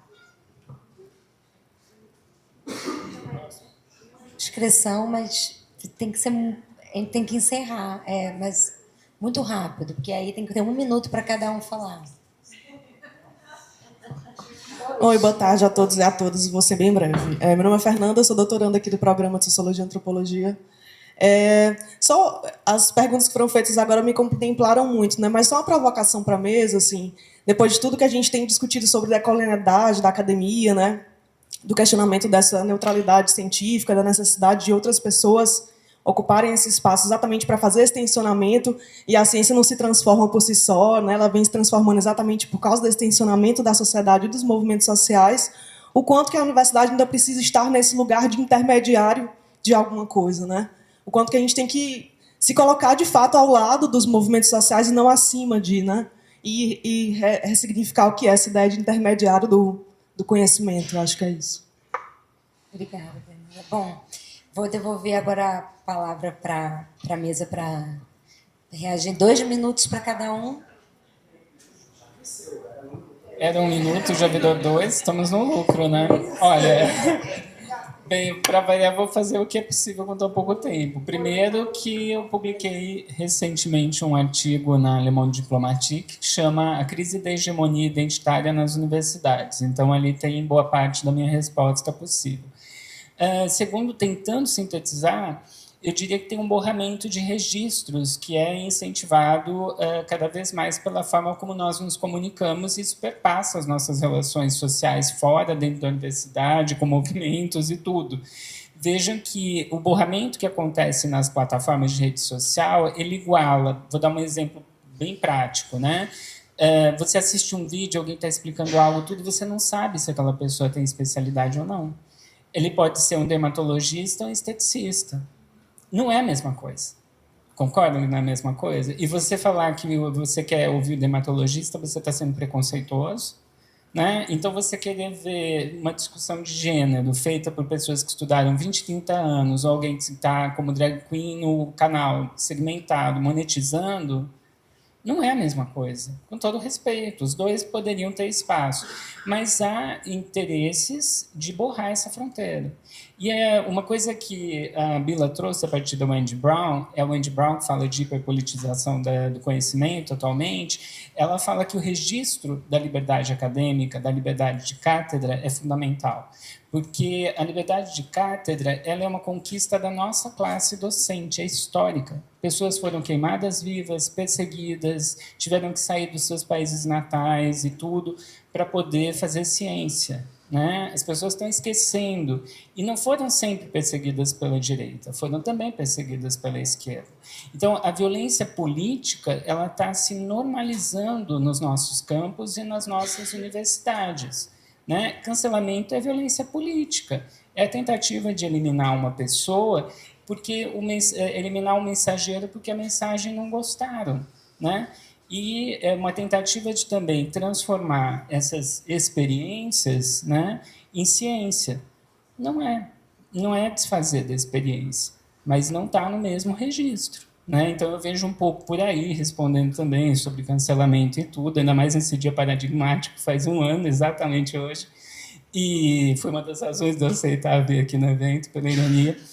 E também tem uma coisa que a gente tem que perceber, que não tem possibilidade de desrespeito e tudo mais, tem a ver com trabalhar adequadamente. Só para concluir, juro, é que a universidade está sendo disputada de tal maneira que, se a gente não tiver o rigor, a gente vai ser transformado em extensão.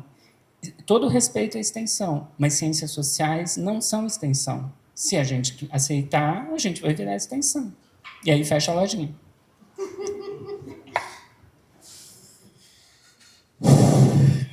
Vamos lá. Eu não vou responder nenhuma das perguntas, eu vou fazer um shake aqui para ficar nos 2 minutos. Eu acho assim, a gente vive um momento de extremo sucesso das ciências sociais. Então, assim, a minha sobrinha, há 4 anos atrás, ligou e falou que ela se considerava fluida em termos de gênero. E ela tinha um discurso, assim, que eu falei assim, gente, eu estou me sentindo... Quando eu estava na graduação, lendo as feministas com a Flávia, eu costumo dizer que não tem uma mesa de bar ou uma mesa de Natal que não discutiu cotas no Brasil. Veja, o Carlos Azenbalg, nos anos 80 e 90, ele dizia assim, raça é um tabu no Brasil. Raça é um tema guetificado. Hoje em dia, se alguém voltasse no passado e dissesse para a gente, então, 2000, 2010, 2020 vai estar bombando o negócio de raça, vai estar todo mundo colorismo, vai estar... Eu ia falar assim, está viajando, né? Nós, cientistas sociais, cientistas humanos, não temos esse poder todo, né? Então, a gente vive um período de sucesso extremo das ciências sociais. Agora, esse sucesso é também a sua derrocada, porque conceito, quanto mais a gente usa, mais ele se perde, né? Então, assim, o conceito mais bem-sucedido, o conceito mais citado, provavelmente é o com menos significado. A gente está fazendo agora uma análise sobre a recepção do Bourdieu no Brasil, e é engraçado, campo virou tudo, né? Esse aqui é um campo, ali é um campo, aqui é um campo, isso aqui é lá e tal, enfim. Isso eu acho que está na base de um certo cenário paradoxal que a gente está vivendo. E isso acontece no momento de complexificação muito grande da sociedade, do ensino superior, da ciência e dessas relações em si. Então, eu acho que não é autonomia. A gente não está discutindo autonomia. A gente está discutindo quais são as possibilidades ou qual é o lugar de algo que é feito na universidade, dentre várias outras coisas, e que lugar isso pode ter no mundo altamente complexificado e com eu não gosto de usar essa palavra polarização, mas com um nível de divergência interna ao campo progressista, externa ao campo progressista, interna à direita, interna à extrema-direita e etc. Então, a ciência nesse tipo de cenário, e isso é histórico, ela sempre busca fornecer uma espécie de terreno comum. Se a ciência perde essa capacidade, eu concordo que assim, e aí? Para que a gente existe? Agora, eu também não acho que essa possibilidade de produzir terreno comum ela é redutível só a essas palavras como rigor, método. Ela tem a ver com um tipo de construção argumentativa que dado esse fim, eu posso estabelecer critérios, isso pode ser rigor, etc., mas para quem concorda com aquele fim. Então, eu imagino eu chegar para uma pessoa de extrema-direita e dizer assim, olha, eu agora estou trabalhando numa agenda de pesquisas experimentais que buscam mensurar a discriminação racial no Brasil. A pessoa vai dizer assim, vai lá, estou nem aí para isso, porque não existe racismo. Então, ou seja, eu posso ser o mais rigoroso possível, mesmo porque o rigor nas ciências sociais é sempre incompleto, né? Então, eu acho que também, embora esse discurso ultrapositivista meu, eu acho que também a gente tem que tomar cuidado para ele não resvalar numa concepção autoritária de ciência, que já foi dominante. Então, qualquer crítica que a gente receba, e eu sei que é isso que não está sendo colocado, mas acho importante botar, então, assim, eu publico um artigo, vai lá, e alguém critica o artigo, e eu digo assim, estou sendo cancelado. Eu não sei.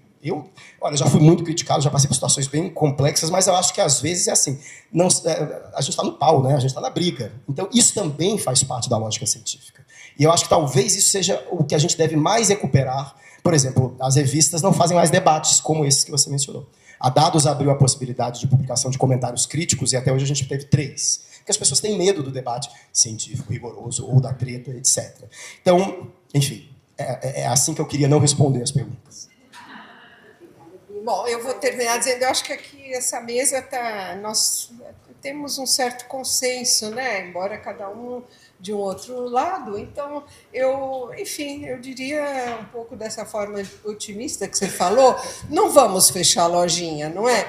Mas eu acho que para a gente manter essa lojinha vigorosa, eu acho que a gente tem que retomar esse debate, embora ele seja difícil. Não é um debate fácil, não é? Nessa conjuntura e etc. A gente tem que retomar esse debate e ver como é que a gente encontra caminhos para fortalecer a nossa...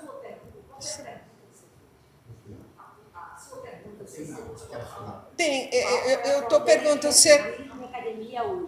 Qual seria? Será que não é bom a gente retomar esse debate sobre a diferença entre academia e ativismo e atualizá-lo para o dia de hoje? Coisas que fazíamos, pelo menos a área de gênero fez isso nos anos 80, 90. Isso era um problema, era alguma coisa que ninguém estava muito... Difícil? Como? Bom, o debate bom, é isso. Eu só... Obrigada, gente. Bom, acho que foi isso, né? Acho que a mesa complexificou como tinha objetivo o debate sobre não só política e produção de conhecimento, mas especificamente entre ciência e ativismos. Alianças e Fronteiras, fica aí como um próximo título de mesa para os próximos eventos. Obrigada pela plateia, também pela participação, provocações e pelas exposições. E agora a gente vai ter um coffee break e depois às 5 horas vai ter a conferência de encerramento. Então a gente convida todo mundo para que está aqui continuar.